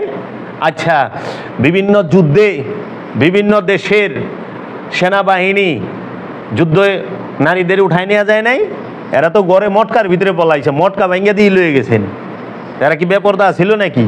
মুক্তিযুদ্ধে হানাদার বাহিনী যে বাংলাদেশের লক্ষ লক্ষ মা বোনকে ধর্ষণ করছে, রেপ করছে, তারা কি বেপরদা রাস্তাঘাটে হাঁটতো, না ঘরের ভিতর থেকে এটাই না ধরে লয়ে গেছে?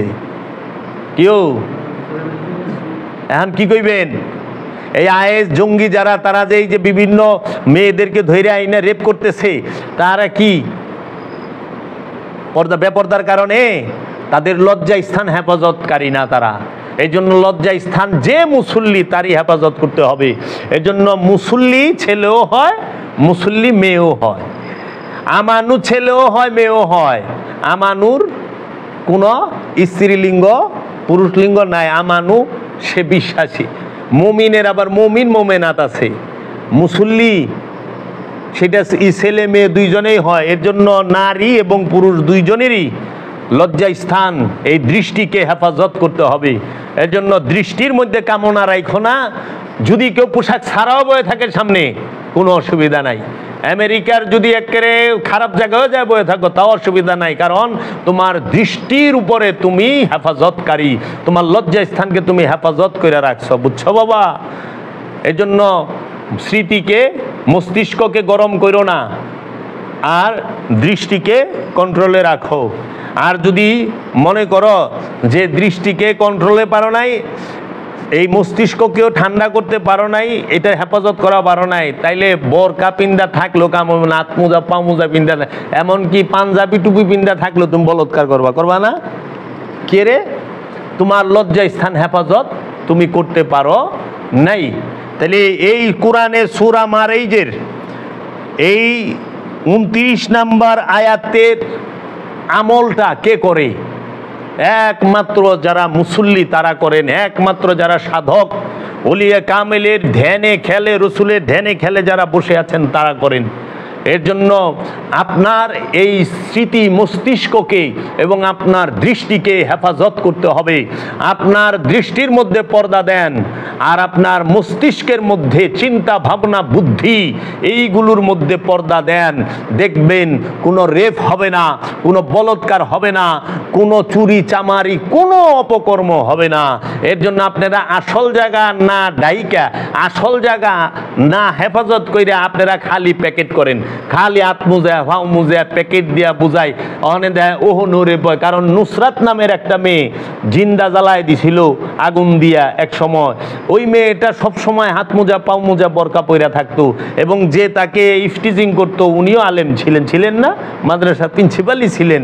তো দুইজনেরই তো কোরআনের জ্ঞান ছিল, দুইজনের মধ্যেই দ্বীনের শিক্ষা ছিল, কিন্তু তারা এই কারণ হইল কেন? এইটা খুঁজতে যায় দেখি সূরা মাআরিজের 29 নম্বর আয়াত আল্লাহ যে বলতেছেন ওয়াল্লাযিনা হুম লিফুরুজিহিম হাফিজুন, এবং তাহারাই যাহারা তাদের লজ্জাস্থান হেফাজত করে। লজ্জাস্থান বলতে বোঝানো হয়েছে প্রতিটা জিন ইনসান, এই প্রতিটা নর নারীর যে দৃষ্টি, সেই দৃষ্টিকে, এই দৃষ্টির মধ্যে পর্দা দেন, দৃষ্টিকে হেফাজত করেন। আপনার সামনে বাজে কিছু আসছে, আপনি নজর ঘুরায় ফেলান, তেলেই তো হয়, তেলেই তো হয়। আপনারা ফেসবুক চালান না, যখন দেখেন যে আপনি ফেসবুকে ভালো এখন দেখছেন বাজে একটা জিনিস এসেছে, স্ক্রল করে দেন, স্কিপ করে দেন, তেলেই তো হয়ে যায় হেফাজত। অন ওইদিকে ছায়া কইতেছে তুই তাড়াতাড়ি ঢাকস না, কে আমার সমস্যা হইতে চারে, সমস্যা আপনি আরেকজনের, আপনার সমস্যা কথা। পৃথিবীর কয়জনের আপনি বরকা ভরাইবেন, আত্মজা পামুজা ভরাইবেন? আপনার একার নজর খারাপ হেফাজত করেন, আমেরিকায় যায় বয়ে থাকবেন, কোনো অসুবিধা নাই। আপনি যাই ইউরোপে বয়ে থাকবেন, কোনো অসুবিধা নাই। দুবাই যায় বয়ে থাকেন, কোনো অসুবিধা নাই। এর জন্য মুসল্লি 5 নাম্বার গুণ কি? মুসল্লি তার লজ্জাস্থানকে হেফাজত করে। 6 নাম্বার গুণ মুসল্লির, সূরা মাআরিজের 32 নম্বর আয়াত, ওয়াল্লাযিনা হুম লিআমানাতিহিম ওয়া আহদিহিম রাউন, এবং তাহারা যাহারা তাহাদের আমানত এবং তাহাদের ওয়াদা রক্ষা করে। মুসল্লির 6 নাম্বার গুণ, মুসল্লি কি করে? আমানত এবং ওয়াদা রক্ষা করে। মুসল্লি যে সে আমানত রক্ষা করবে, ওয়াদা রক্ষা করবে। সেই আমানত বলতে খালি টাকা পয়সা, ধন দৌলত, ছয় সম্পদ এটা না, আল্লাহর দেওয়া আমানতও আছে। একটা হলো বান্দার আমানত, সেটাও রক্ষা করে। একটা আল্লাহর দেওয়া আমানত, সেটাও রক্ষা করে। আল্লাহর দেওয়া আমানত হচ্ছে আল্লাহ রাব্বুল আলামিন এই সৃষ্টি জগতে একমাত্র জিন এবং ইনসানের মধ্যে, এই মানুষের মধ্যে ইচ্ছা, স্বাধীন ইচ্ছা শক্তি দিয়েছে। স্বাধীন ইচ্ছা শক্তি, শুধু ইচ্ছা শক্তি না, স্বাধীন ইচ্ছা শক্তিটাই হচ্ছে আল্লাহর দেওয়া আমানত। এই আমানত কেউ গ্রহণ করতে চায় না। এই স্বাধীন ইচ্ছা শক্তি, এইটা মানুষ এই আমানত আল্লাহর তরফ থেকে গ্রহণ করেছে, তারপরে এই আমানতের খেয়ানত করেছে। তাই আল্লাহ বলছে মানুষ তো অতিশয় অকৃতজ্ঞ, মানুষ গাফেল, মানুষ উদাসীন। সে আমানত আমার কাছ থেকে গ্রহণ করে এই আমানতকে সে আমারই মধ্যে ফেরত দিবে, তা না করে সে কি করতেছে? আমানতের খেয়ানত করতেছে। স্বাধীন ইচ্ছা শক্তি দিছে, তুমি ইচ্ছা করলে ভালো করতে পারো, মন্দ করতে পারো। ভালো করলে জান্নাত, মন্দ করলে জাহান্নাম আল্লাহ বইলেও দিছে। এবং আল্লাহ বলছেন যে আমি যাকে খুশি তাকে দিমু। এখন এই স্বাধীন ইচ্ছা শক্তি দেওয়ার কারণে তুমি আল্লাহর কাম নিজেই করবার লইছো। আল্লাহ কইছে অপরাধ যে করবে, জালিম যে জুলুম করবে, আমি তাকে ধ্বংস করে দেবো। ওখানে তুমি ধ্বংস করবার লইছো, তাই না? আল্লাহ কইছে যে আমার হুকুম মানবে না, বিচার দিনে আমি তাকে হাসরের মাঠে বিচার করবো। ওখানে তুমি তো মাইরা কাইটা ভাগা ভাগা দিয়া দিছ, বাড়ি ঘর আগুন লাগাই দিছ, মাইরি হেলাইছো বাড়িতে বাড়িতে। তা আল্লাহ বিচারটা করবো কোন সময়? দিছে না? আল্লাহর আশ্চর্যের বিষয়, কাফের ফতোয়া আল্লাহ দিব, মানে কাফের ফতোয়া আমরা দেওয়া শুরু করে দিছি। এইটা তো আল্লাহর কাজ। আল্লাহর কাজ তোমারে করবার করলো কেমনে? তুমি কই থেকে পাইলে? এই কাফের ফতোয়া তো মানুষ দিতে পারে না। কারণ কাফের ফতোয়া সেই দিতে পারবো যে আমার অন্তরের অবস্থান জানে, আমার অন্তরের মধ্যে, আমার কলবের মধ্যে, আমার হৃদয়ের মধ্যে আল্লাহর কোনো, আল্লাহর প্রতি, আল্লাহর রসুলের প্রতি ঈমান আছে কিনা এটা তুমি জানো। এর জন্য কাফের ফতোয়া রসুল এবং আল্লাহর তরফ থেকে আসে। কারণ রসুল মানুষের অন্তরের খবর জানে, আল্লাহ মানুষের অন্তরের খবর জানে। যারা মানুষের অন্তরের খবর জানে না, সেই ব্যক্তির কোনোদিন ক্ষমতা নাই অন্যকে কাফের বলা। কাফের বলতে হইলে অবশ্যই যে ব্যক্তিকে আপনি কাফের বলবেন, মুশরিক বলবেন, যে ব্যক্তিকে আপনি নাস্তিক বলবেন, নাস্তিক বলতে গেলে অবশ্যই আপনার ওই ব্যক্তির অন্তরের খবর আপনাকে সব বলতে হবে, তখন যায় পারবেন, এর আগে পারবেন না। আর এর আগে যদি করেন, আপনি সবচেয়ে বড় জুলুমকার, আপনি জুলুমকার। তাহলে আজকে অন্তরের খবর দিতে পারেন? অন্তরের খবর বলতে পারেন? কাফের ফতোয়া তো চটচট করে দেন। এই যে ফেসবুকে দিই, হ্যাঁ কিচ্ছু জানে না, বুঝে না, হ্যাঁ কাফের, মুশরিক, মুরতাদ, মুনাফিক কয়ে দিল। মুনাফিক জানো কারে কয় মুনাফিক? বুঝো মুনাফিক ফতোয়া কে দিবে? যার অন্তরের খবর তোমার জানা আছে।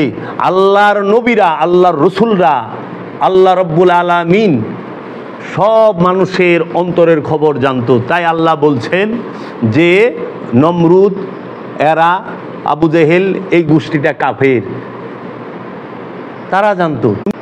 কিন্তু হ্যাগুলো নামাজ পড়ে, আলহাজ, হাজি, যতটি ব্যাংকের টাকা চোর আছে বেশিরভাগই হাজি।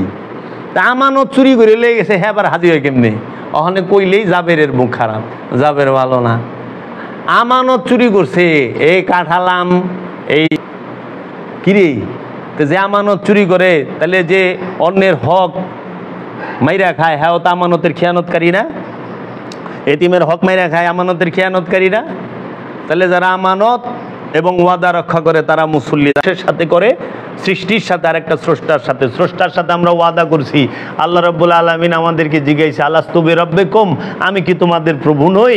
ক্বালু বালা, আমরা বলছি নিঃসন্দেহে আমার রব, আপনি আমাদের প্রভু, আপনি আমাদের সৃষ্টিকর্তা, আপনি আমাদের রেজেকদাতা, আপনি আমাদের মৃত্যুদাতা। আমরা এই মায়ার পৃথিবীতে এবং এই মায়া দুনিয়ায় আর সৌন্দর্যের পৃথিবীতে আইসা সেই ওয়াদা আমরা ভুলে গেছি। আমরা রবের সাক্ষাৎ চাই না। তাই বলছে ওই ব্যক্তি তো সবচেয়ে বড় জালিম যে রবের সাক্ষাতের ইচ্ছা করে না। তুমি জানো রবের সাক্ষাৎ চাও, এটা বড় কষ্টের, বড় কঠিন। রবের সাক্ষাৎ পাওয়া তোমাকে কঠোর পরিশ্রম করতে হবে আল্লাহর রব্বুল আলামিনের সাক্ষাৎ চাইলে।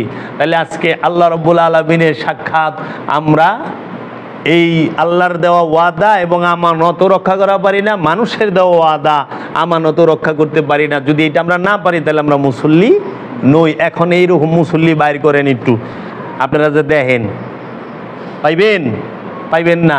আমরা তো দেখলাম গত শুক্রবারে বাইতুল মুকাররম মসজিদে মুসল্লিরা পাবলিকের জুতা লইয়া ডেরাম লইয়া ফেঁকাফেঁকি, কি নেককারজনক কাজ। এগুলো আপনারা কি করলেন? সালাতটাকে বিনয়ী বানাই, যে আমি তারপরের গুণ বলতাছি। এইখানে সূরা মারিজের 33 নম্বর মুসল্লি 7 নম্বর গুণ, ওয়াল্লাযিনা হুম বিশাহাদাতিহিম কাঈমুনা, এবং তাহারাই যাহারা তাহাদের সাক্ষ্যদানের সহিত অটল।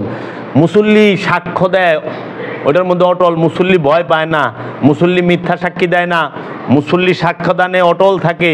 এই জন্য জীবনে কোনো দিন বাবা কেউ মিথ্যা সাক্ষী দিবা না কারো বিপক্ষে। সে যদি তোমার মহাশত্রুও হয় তাও তার বিপক্ষে মিথ্যা সাক্ষী দিও না। মিথ্যা সাক্ষী দেওয়া মহাপাপ। মুসল্লিই থাকবা না জীবনে, মুসল্লিই থাকবা না, বুঝছ? মিথ্যা সাক্ষী দেবা না। আহনে আমরা যে কইতাছি আশহাদু আল্লা ইলাহা ইল্লাল্লাহ, আমি সাক্ষী দিতেছি আল্লাহ এক, তাই না? এটা কি তোমার মুখের সাক্ষী না অন্তরের সাক্ষী? তুমি আল্লাহ দেখছো, তা না দেখে সাক্ষী দেও কেমনি?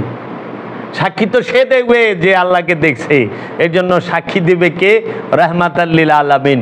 আশহাদু আল্লা ইলাহা ইল্লাল্লাহ, আমি সাক্ষী দিচ্ছি আল্লাহ এক। কারণ রাহমাতাল লিল আলামিন মুহাম্মদ সাল্লাল্লাহু আলাইহি সাল্লাম আল্লাহ দেখেছেন। মাওলা আলী কারামাল্লাহু ওয়াজহু সাক্ষী দিবেন আশহাদু আল্লা ইলাহা ইল্লাল্লাহ ওয়া আশহাদু আন্না মুহাম্মাদুর রাসূলুল্লাহ, আমি সাক্ষী দিতেছি হ্যাঁ আল্লাহ এক, এবং আমি আরও সাক্ষী দিতেছি মুহাম্মদ সাল্লাল্লাহু আলাইহি সাল্লাম আল্লাহ রসুল। এই সাক্ষী দিবে মাওলা আলী কারামাল্লাহু ওয়াজহু। মানে আমরা না দেখে সাক্ষী দিতেছি, এই সাক্ষীটা হলো আমাদের মৌখিক, হৃদয়ের না, এটা মেজাজি সাক্ষী। সাক্ষী নিজেও জানে হ্যাঁ দেহে নাই, না দেখা সাক্ষী আছে না? এই যে আমাকে বেলায় যেরকম দেয়, এই কি মৌলবী সাহেব এইখানে ওহাবির আর কি, ওহাবির কথা খাজা বাবার বদনাম করে ঢাকায় বইয়া। খাজা বাবা সুলতানুল হিন্দ খাজা মাঈনুদ্দিন চিশতি আজমিরি আলাইহিস সালাতু ওয়াস সালাম, যিনি 92 লক্ষ মুসলমান বানিয়েছেন, আজ থেকে 900 বছর আগে, 850 থেকে 900 বছর আগে সে আজমির শরীফে আগমন করেছেন। এই আজমির শরীফে আজ থেকে 900 বছর আগে খাজা গরিবে নেওয়াজরে দেখে নাই, খাজা গরিবে নেওয়াজের সাথে সাক্ষাৎ হয় নাই, একদিন উঠা বসা করে নাই, আজমির শরীফে মনে জীবনে যায়ও নাই। সেই মৌলবী ওহাবি ঢাকায় বইয়া খাজা বাবার বদনাম করে। কৌতুক এর মধ্যে কি? এটা কি হইল? আপনি তো এই ব্যক্তির দেখেনি নাই সচক্ষে, এই ব্যক্তির সাথে উঠা বসা করেন নাই, খাওয়া দাওয়া করেন নাই, লেনদেন করেন নাই, চলাফেরা করেন নাই, তার বাবা মার সাথে পরিচয় নাই, আত্মীয় স্বজনের সাথে দেখা সাক্ষাৎ নাই, কিন্তু আপনি বাংলাদেশে বইয়া খাজা বাবার বদনাম করতেছেন। শুনছ? তখন বুঝতে হবে এই লোকটা গীবতকারী। আপনি দেখেনি নেই, আপনি সাক্ষী এইরকম সাক্ষী দেয়, হ্যাঁ এরকম, হ্যাঁ আল্লাহর ওলিরে মাজারে চোখে দেখলো না, খালি গাঞ্জাখুর চোখে দেখলো, তাই না? মাজারে খালি, আরে মাজারে তো আল্লাহর ওলিও আছে, আবার ওই মাজারে আল্লাহর ওলিরা যাইতেও আছে, ওই মাজারের মধ্যে নামাজ কালাম হচ্ছে, দোয়া দরুদ হচ্ছে, মিলাদ কিয়াম হচ্ছে, ওই মাজারের মধ্যে দান দক্ষিণা হচ্ছে, দান সাদকা হচ্ছে, কত কিছু হচ্ছে। শুধু একটা জিনিসই চোখে বললো, দুইটা জিনিস, গান আর কি, সিদ্ধি খায় গান। এটি মতলবী কথা। কাহারও বিশ্বাসের উপরে হস্তক্ষেপ করার অধিকার কাহারও নাই।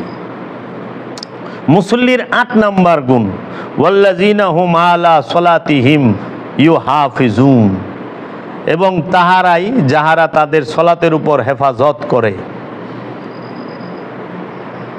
তাহারাই যারা সালাতকে হেফাজত করে। সলাত হেফাজত করতে হবে, সলাত খালি করলে হইব না, হেফাজতও করার লাগবে। মানে ডেইলি টাকা কামান মনে করেন ১,০০০, খরচ করেন ১২০০। জেলি কামাই করেন কত? ১,০০০, খরচ করেন কত? ১২০০। তা আপনি কি ভালো কামাই গা না ফাটিসা? উজাইরা কইব না, কই দুনিয়ার উজাইরে। ১,০০০ কামায় ৮০০ খরচ করবেন, ২০০ জমাইবেন, তাই শুন কইব যে না লোকটা লক্ষ্মী আছে, ভালো আছে, কিছুটা জমায়। মানে ১,০০০ কামায় ১২০০ খরচ করে, ডেলি ২০০ কর্জ থাকে, ঋণ থাকে। তেহারে উজাইরা কইব না যে দুনিয়ার উজাইরা।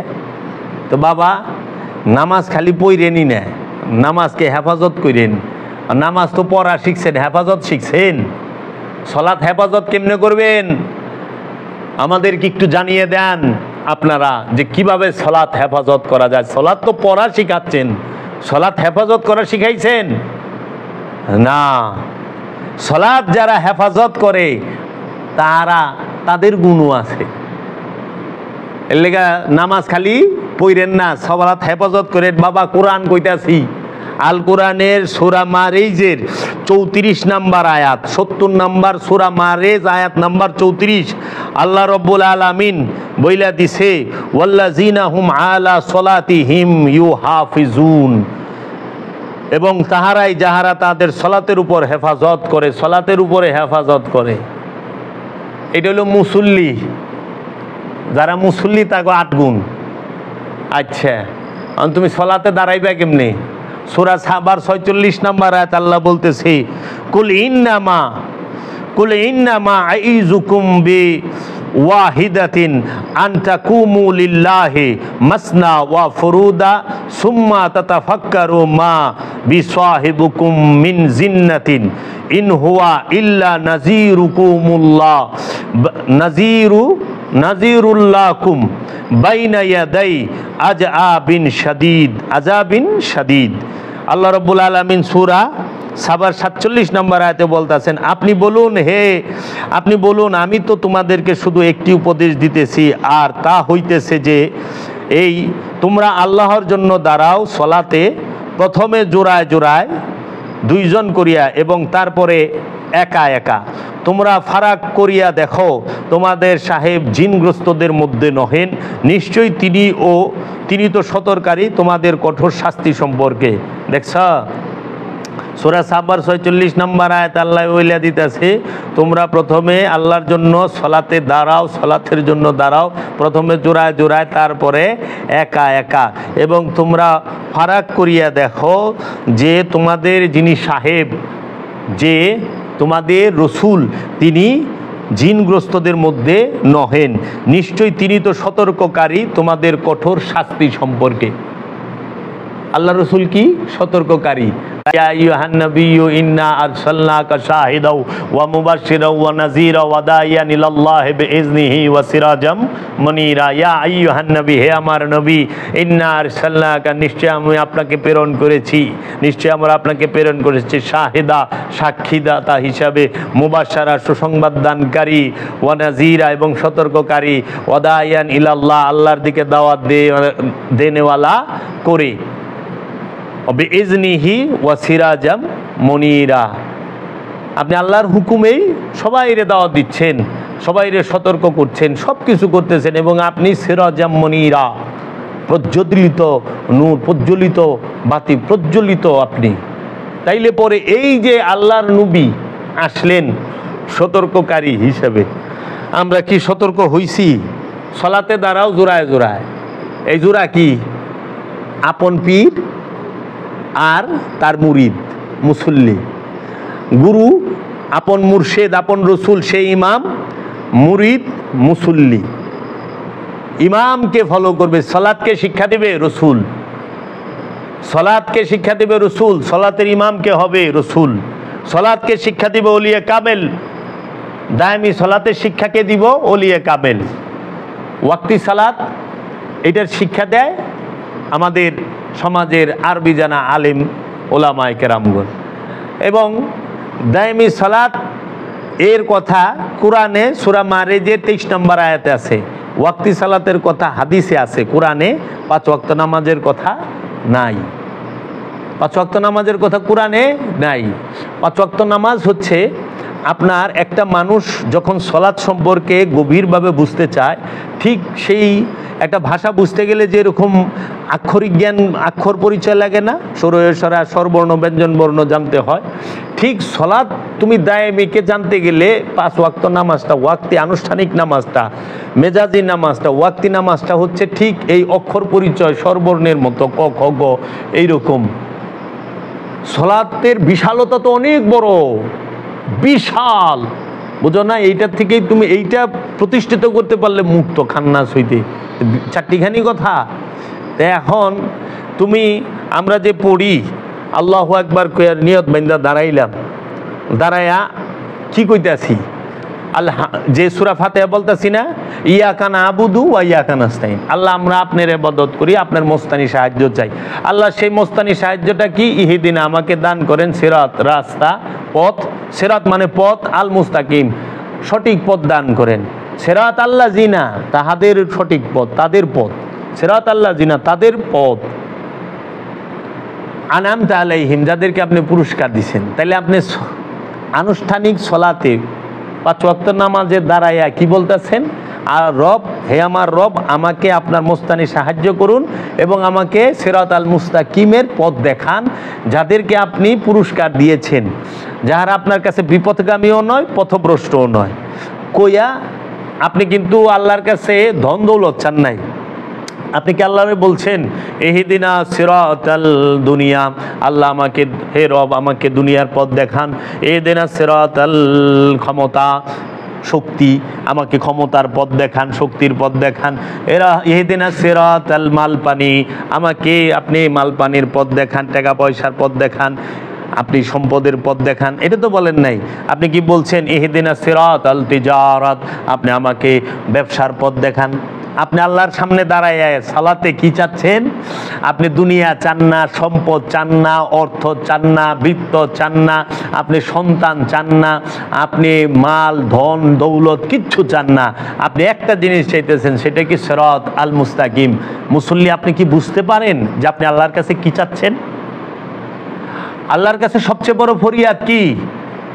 যে একজন সিরাত আল মুস্তাকিম, একজন ওলিয়ে কামেলের সন্ধান, একজন রসুলের সন্ধান, একজন নবীর সন্ধান, একজন আল্লাহর ওলির সন্ধান আপনি নামাজে দাঁড়াইয়া সর্বপ্রথম চাইতেছেন। আচ্ছা, আমাকে একটু বলেন তো, আপনি ইমামের পিছে দাঁড়াইয়া, আপনি তো ইমাম অলরেডি পাইয়াই গেছেন, তাহলে আপনি এই সিরাত আল মুস্তাকিম চাইবেন কেন? কারণ সিরাত আল মুস্তাকিম ইমাম সাহেব নিজেই। আবার দেখি ইমাম সাহেব নিজে চাই ইহদিনা সিরাত আল মুস্তাকিম, আর ইমামই তো নিজে সিরাত আল মুস্তাকিম, ইমাম সাহেব সিরাত আল মুস্তাকিম চাই কে? আমার কথাটা একটু গভীর জ্ঞান দিয়ে খেয়াল করেন। আমি আবার বলতেছি যে আমরা কাতার দইরা দাঁড়াইছি, দাঁড়ায় আমরা বলতেছি ইহদিনা সিরাত আল মুস্তাকিম, কারণ আমরা কামেল ওলি পাই নাই এখনো, কামেল রসুল পাই, আমরা রসুল পাই নাই, নবী পাই নাই, কামেল ওলি পাই নাই, আমরা ইমাম পাই নাই। এই ইমাম না পাওয়ার কারণে, কারণ ইমামই তো আল্লাহ থেকে পুরস্কার প্রাপ্ত, এখন আমরা ইমামও পাই না। এর জন্য আমরা আল্লাহর দরবারে ফরিয়াদ করতেছি, আল্লাহ গো, তোমার কাছে দুনিয়া চাই না, সম্পদ চাই না, সন্তান চাই না, ব্যবসা বাণিজ্য, মিল ফ্যাক্টরি কিচ্ছু চাই না, তোমার কাছে শুধু একটা জিনিস চাই, তুমি আমাদেরকে সিরাত আল মুস্তাকিম দাও, মানে একমাত্র সঠিক পথ দাও, তাদের পথ যারা তোমার কাছে পুরস্কার পাইছে। আল্লাহর কাছ থেকে পুরস্কার কে পাইছে? আল্লাহর কাছ থেকে পুরস্কার পাইছে নবীগণ, রসুলগণ, মুত্তাকি, সলিহীন, শাহাদা, এরা। তাইলে ইমাম সাহেব নিজে খারাপ করতেছে আল্লাহ আমার সঠিক পথ দেন, তাহলে মুসল্লির হাল কি? অন্তরিত সিরাত আল মুস্তাকিমই পান নাই। সিরাত আল মুস্তাকিম পাইলে সিরাতাল মুস্তাকিমরে সঙ্গে নিয়ে সালাত করতে হবে, সিরাতাল মুস্তাকিমের পিছে পিছে হাঁটতে হবে, সিরাতাল মুস্তাকিম যেভাবে বলে সেভাবে চলতে হবে, সিরাতাল মুস্তাকিম যাহা যাহা বলে সেটা পালন করতে হবে, সিরাতাল মুস্তাকিম যা যা দেয় সেটারে খুব সুন্দরভাবে গ্রহণ করতে হবে। সিরাতাল মুস্তাকিমই আপনাকে আল্লাহ পর্যন্ত পৌঁছাইয়া দিব। একটা সাধারণ মানুষকে আল্লাহ পর্যন্ত পৌঁছায় সিরাতাল মুস্তাকিমে, একজন মানুষকে সাধারণ আল্লাহ পর্যন্ত পৌঁছায় একমাত্র আল্লাহর কাছ থেকে যারা পুরস্কার পাইছে তারা। অনেকে কয় কি সিরাতাল মুস্তাকিম হচ্ছে কোরআন। আরে বাবা, কোরআন তো নিজে আমাকে বোঝায় পারে না হ্যাঁ কি কইছে, আমরা যদি না পড়ি, বাংলা অর্থ যদি না হয় পারে, তাহলে কোরআন পড়তেও তো একটা উস্তাদ লাগে, কোরআন পড়তে শিখতে উস্তাদ লাগে না, তাফসির বুঝতেও উস্তাদ লাগে না, তাহলে বড় বড় তাফসির কারক তাফসির আমরা পড়বো কেন? বুঝি না দেখি তো পড়ি। তাইলে সিরাতাল মুস্তাকিম আল্লাহর ওলি আপনি সলাতের দ্বারায় চাচ্ছেন, তারপরে কি বলতেছেন? আপনি সলাতের দ্বারায় বলতেছেন আল্লাহ আমাকে সঠিক পথ দান করো, আবার আপনি কইতেছেন তারপরে ইন্না আতাইনাকাল কাউসার ফাসাল্লি লিরাব্বিকা ওয়ান্নাহার ইন্না শানিয়াকা হুয়াল আবতার। হে আল্লাহ, আমি আপনাকে হাউজে কাউসার দান করেছি। অর্থটা তো এরকমই দাঁড়ায়। আল্লাহ এটা রসুলকে কইছে ইন্না আতাইনা, নিশ্চয়ই আমরা আপনাকে দান করেছি কাল কাউসার, হাউজে কাউসার।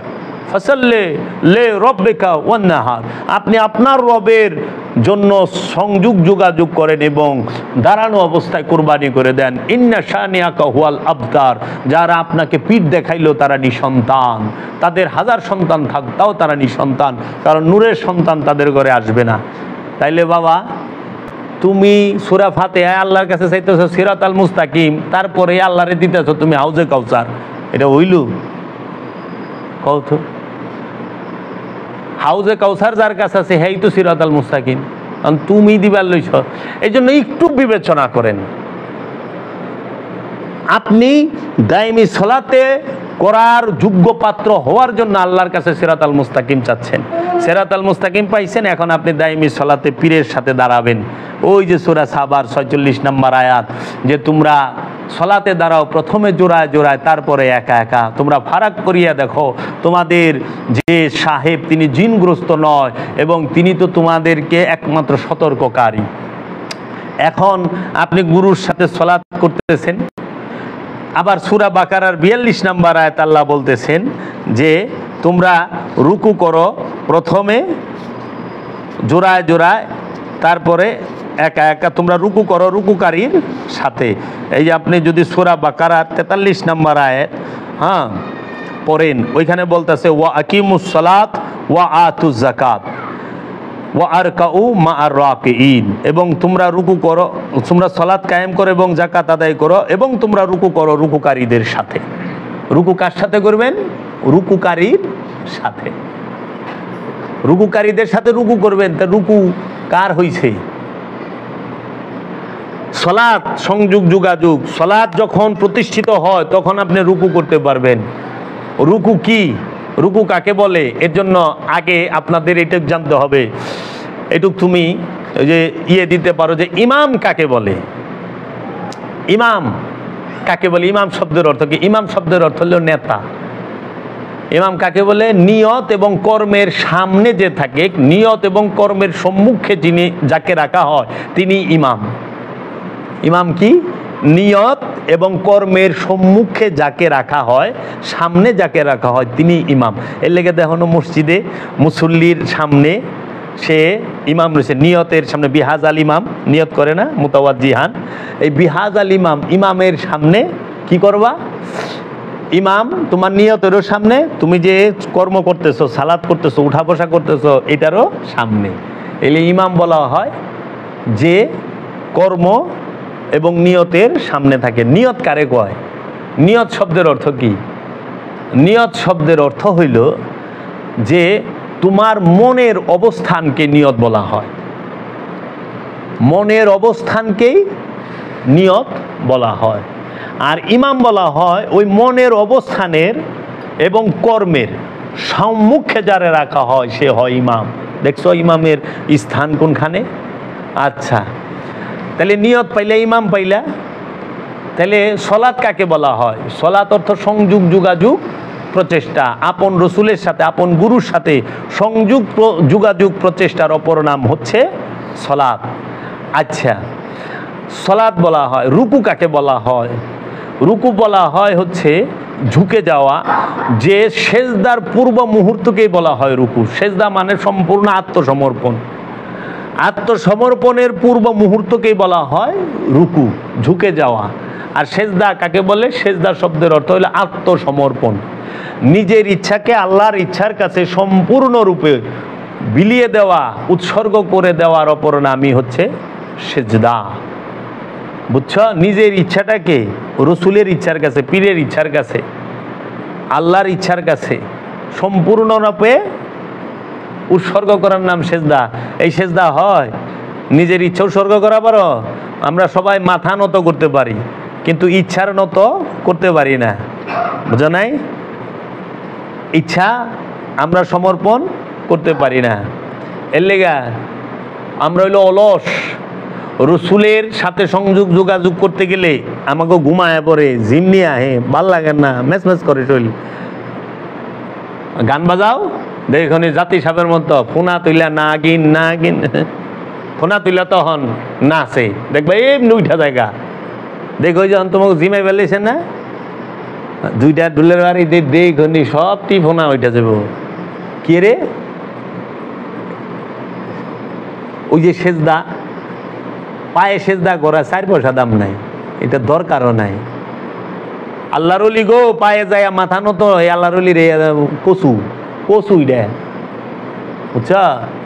যদি আল্লাহর ওলির ইচ্ছা মতো চলতে পারস, আল্লাহর ওলি হৃদয়ে লাগাই নেব। আল্লাহর ওলির ইচ্ছা মতো চলতে পারলে আল্লাহর ওলি তার হৃদয়ে লাগাই নেব। আর 5-6 মাস পর আয়া ভাইয়ের মধ্যে সেদরে ওই যে মাজারে যায় পড়ে যায়, আবার মাজারের বিরুদ্ধেই কথা কয়। লাভ নাই। দেখ না যে আল্লাহরে সেজদা 24 ঘন্টা খালি করবারই লইছে, দিন বারা উঠাই ফেলে, কিন্তু আল্লাহ যত হুকুম দিছে একটাও মানে না। দেখ ওজনে কম দিবার লেছে কিন্তু সেজদা করতেছে, ওজনে কম দিতেছে কিন্তু সুদ খাইতেছে, ওজনে কম দিতেছে ঘুষ খাইতেছে, ওজনে কম দিতেছে মানুষকে মারতেছে, ওজনে কম দিতেছে মানুষকে আঘাত করতেছে, ওজনে কম দিতেছে হক মাইরা খাইতেছে। সেজদা দিতেছে কিন্তু হক মাইরা খাইতেছে, মানুষকে মারতেছে, হক তারপরে সেজদা দিতেছে না? আমরা দেই না সবাই? জুম্মার নামাজের দিন রাস্তায় জাগা হয় না আমাগো। এত ভালো যদি আমরা সারাটা সপ্তাহ থাকতাম তাহলে কি ভালোটা হইতো ক? আমরা 6 মানুষ রাস্তায় খাড়াইয়া রাস্তায় জাম বাজায় দিলাম, দুনিয়ার মানুষের কষ্ট দিতেছি। কত মানুষের জ্যামে পইরা মাথা ঘুরতেছে। একবার চিন্তা করলাম না অন্তত সেবা তো করাই পারি না, হ্যাঁ কষ্ট দেওয়া থেকে বিরত রাখি? তা তো থাকে না। 3 ঘন্টা জ্যামে পড়ে রয়েছে, আমাদের দাবি মানতে হবে। হইল আল্লাহর প্রতি সেজদা।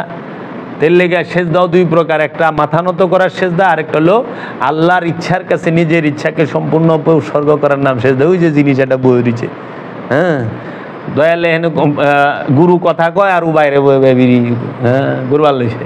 যখন গান শুরু হয়েছে আয়া বইছে গান, একই জিনিস। বুঝছাস কি কইবা? এই সেজদা দেয়া তোমার সবার মধ্যে আছে, তুমি আবার চাই দেখো না যে ওর দিকে কইছি দেখে একটারে তো সবাই রে বোঝায়। তো কি কইবে? আল্লাহরে অনেক ভালোবাসি আমরা, কিন্তু মসজিদে গেলে আমাকে দুঃখের কথা মনে পড়ে যায়। আচ্ছা আল্লাহরে মহব্বত করলে দুঃখের কথা মনে পড়ে? আল্লাহরে দেখার পরে যে নিয়ে আল্লাহর কাছে দুঃখের কথা কয়, হ্যাঁ কি আদত আল্লাহরে পাইছে? আল্লাহরে দেখলে সব ভুলে যাইব। এটা মৌলানা রুম বলছে। আল্লাহকে দেখার পরে যে নাকি আল্লাহর কাছে হায়াত চায়, যে নাকি আল্লাহর কাছে দুঃখের কথা কয়, হ্যাঁ কি আল্লাহরে আসলেই দেখছে জীবনও না? আল্লাহরে দেখলে সব ভুলে যাবি, জান্নাত শুদ্ধ ভুলে যাইবা, জান্নাত শুদ্ধ ভুলে যাইবা আল্লাহরে দেখলে। আল্লাহ রব্বুল আলামিনের দিদার এমন। তো তোমরা মাথা নতর সেজদা করছো, কিন্তু আল্লাহর ইচ্ছার কাছে নিজের ইচ্ছা সমর্পণ করো নাই। আল্লাহ রব্বুল আলামিন যে হুকুম করছে সেই আল্লাহর হুকুমের কাছে নিজের সমর্পণ করো নাই। আল্লাহ রব্বুল আলামিন আমাগো সেজদাটা হইছে আজাজিলের সেজদার, শয়তানের সেজদার মতো। এই যে মানুষ যে সমাজে এখন সেজদা করতেছে, হ্যাঁ যাহারা নাকি মনে করো ওজনে কম দেয় কিন্তু আল্লাহরের সেজদা করে, তাগো সেজদাটা হলো শয়তানের সেজদার মতো।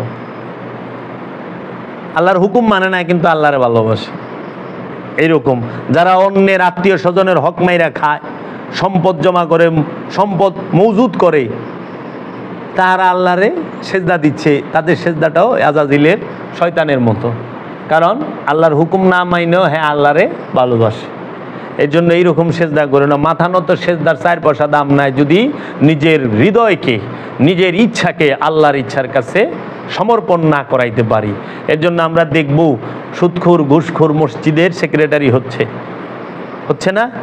আচ্ছা, মিথ্যাবাদী আমাদের ইমাম হয়ে দাঁড়ায় রয়েছে না? সবাই না, অধিকাংশ। যা দেখেন গা দেদার সে মিথ্যা বলতেছে, অলি সম্পর্কে গিবত করতেছে, উল্টা পাল্টা ধুমসে বলছে। একটা মানুষ বলে না, আচ্ছা আপনি যে খাজা বাবার নামে গিবত করেন, আপনি কি খাজা বাবারে সরাসরি দেখছেন? ওনাকে সশরীরে দেখছেন? না। ওনার বাড়ির সাথে আপনার বাড়ি? না।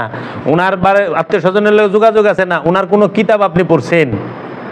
আমি জানি একটা কিতাবও পড়ে নাই, কারণ খাজা গরিবে নেওয়াজের কিতাব বাংলা ভাষায় শব্দে শব্দ এরকম অনুবাদই হয় নাই। আপনি তো খাজা গরিবে নেওয়াজের কিতাবও পড়েন নাই, অন্যজনরে দেখে খাজারে নির্বাচন করেন কেন? হ্যাঁ, শাহ আলী বাবার মাজারে যদি যায় দেখে কেউ আকাম কুকাম করে, ওটা কি শাহ আলী বাবার প্রবলেম, মাজার আলার প্রবলেম? শাহ আলী বাবারে দেখছো তো শাহ আলীরে গালি দাও কেন?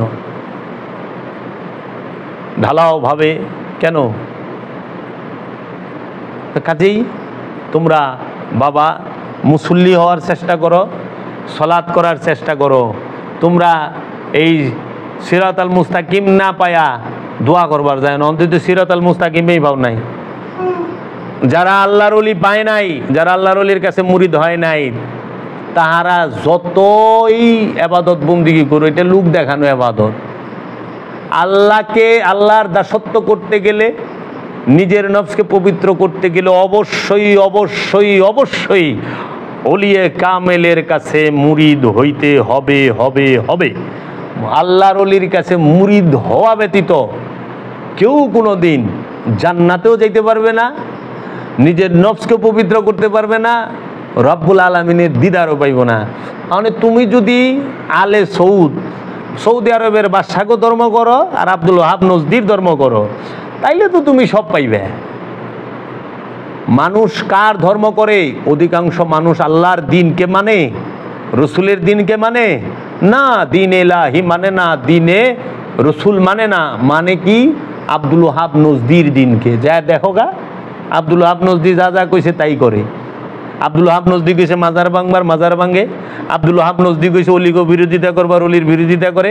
আব্দুল ওহাব নজদি কইছে রসুলের খাটো করবা কথার মাধ্যমে, রসুলের পদ লইয়া, রসুল কোন হানে যায় পারছে কোন হানে যায় পারে নাই, তিনি কি এটি লইয়া খালি টানা হেঁচড়া করবা, তাই করে। আল্লাহ কইছে আমার রসুলের মহব্বত করো। মানে একজনের সেদিন আলোচনা শুনতে দেখলাম মহব্বতে সেরেক কইরা ভালায়। মহব্বতে কোনোদিন সেরেক হয় নাকি? ই কোন পাগলের কথা? মহব্বতে তো সৃষ্টি হয়, সেরেক হয় না। সেরেক হয় অজ্ঞানতায়। তো তোমরা আব্দুল ওহাব নজদির ধর্ম যদি করো করো।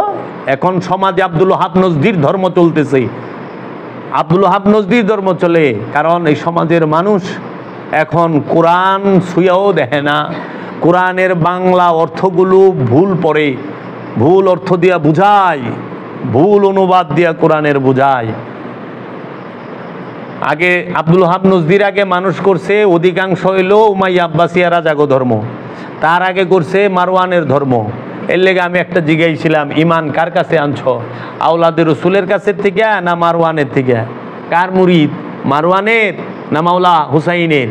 মাওলা হুসাইনের বংশ ইমাম জয়নুল আবেদিনের মুরিদ। কার মুরিদ বলো? তুমি কি এজিদের মুরিদ না হুসাইন আলাইহিস সালামের মুরিদ? তুমি কি মারওয়ানের মুরিদ না ইমাম জয়নুল আবেদিন আলাইহিস সালামের মুরিদ? তুমি কি উমাইয়া আব্বাসিয়া রাজাগো মুরিদ না তুমি গাউসে পাক আব্দুল কাদের জিলানী খাজা মাইনুদ্দিন চিশতির মুরিদ? তুমি কি আব্দুল ওহাব নজদির মুরিদ নাকি তুমি এই সমস্ত ওলি আল্লাহদের মুরিদ? তুমি কি ওলিয়ে শাহজালাল বাবার মুরিদ না আব্দুল ওহাব নজদির মুরিদ? তুমি কি বাবা জান শরীফ শাহ সুরের মুরিদ না আব্দুল ওহাব নজদির মুরিদ? তুমি কি বাবা জাহাঙ্গীরের মুরিদ না আব্দুল ওহাব নজদির মুরিদ? এখন আব্দুল ওহাব নজদির মুরিদরা বুঝাই, আব্দুল ওহাব নজদির মুরিদরা বুঝাই। নিজামুদ্দিন আউলিয়ার মুরিদরা কেউ অত্যাচার করে না, কোনো ওলি আল্লাহ প্রেমিক নিজামুদ্দিন আউলিয়ার মুরিদ, বাবা আমির খুসরুর মুরিদ, বাবা শেখ ফরিদের মুরিদ, বাবা বোয়ালি শাহ কালান্দারের মুরিদ, আলাদিন কালিয়ার সাবিরির মুরিদ, কুতুবুদ্দিন বখতিয়ার কাকির মুরিদ, বাবা রাংরেজের মুরিদ, বাবা খাজা গরিবে নেওয়াজ, খাজা মঈনুদ্দিন চিশতির মুরিদ, বাবা খাজা উসমান হারুনি বাক্কার মুরিদ, বাবা মৌদুদ চিশতির মুরিদ, হাজি শরীফ জিন্দানার মুরিদ, হযরত উজাইলের মুরিদ, গাউসে পাক আব্দুল কাদের জিলানির মুরিদ এবং ইমাম আবু হানিফার মুরিদ, ইমাম শাফির মুরিদ, ইমাম মালিকের মুরিদ, এরা কেউই কোনো মানুষের উপর অত্যাচার করে না, করে নাই।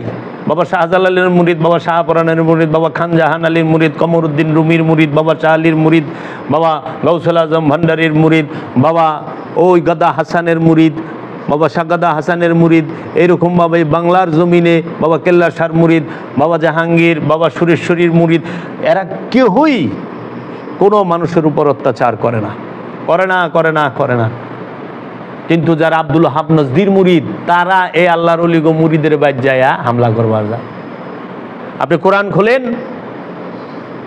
দেখবেন আপনারা রসুলের ধর্মের মধ্যে নাই, রসুলের দিনের মধ্যেও নাই, আপনারা আল্লাহর কোরআনের মধ্যেও নাই। আল্লাহ কোরআন বলছে লা ইকরাহা ফিদ্দিন, লা নাই ইকরাহা ফিদ্দিন, দিনের মধ্যে কোনো বল প্রয়োগ, শক্তি প্রয়োগ নাই, হারাম।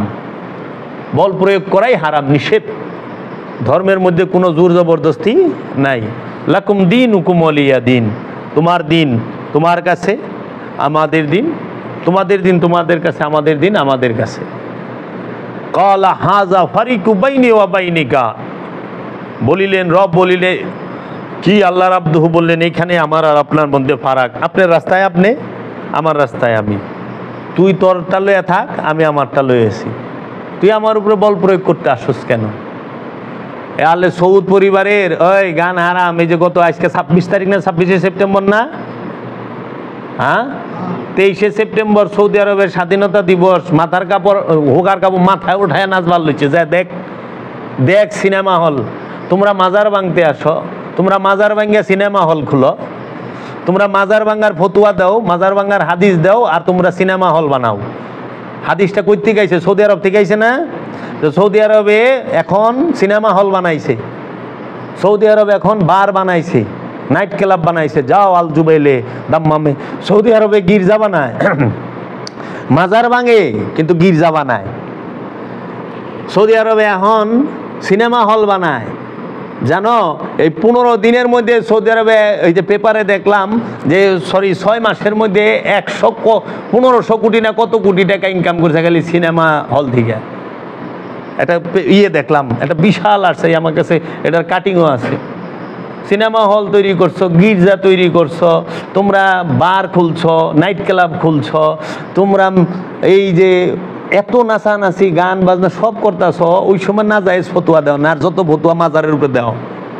আল্লাহর ওলি গো মাজারের মধ্যে শিরিক বিদআত দেয়, আর কোনো আনে শিরিক বিদআত। যাও সৌদি আরব হাজার হাজার কোটি টাকা আতশবাজি ফুটাইছে। আমরা উরস করলে ওহাবিরা কয় দেশি বন্যা চলতেছি, আপনারা উরস করেন। আরে উরসে খিচুড়ি বিরিয়ানি তো গরিবরাই খাওয়ায়, মানুষই খাওয়ায়, খাওয়ায় নাই? আবার তারা বন্যায়ও সাহায্য করছে।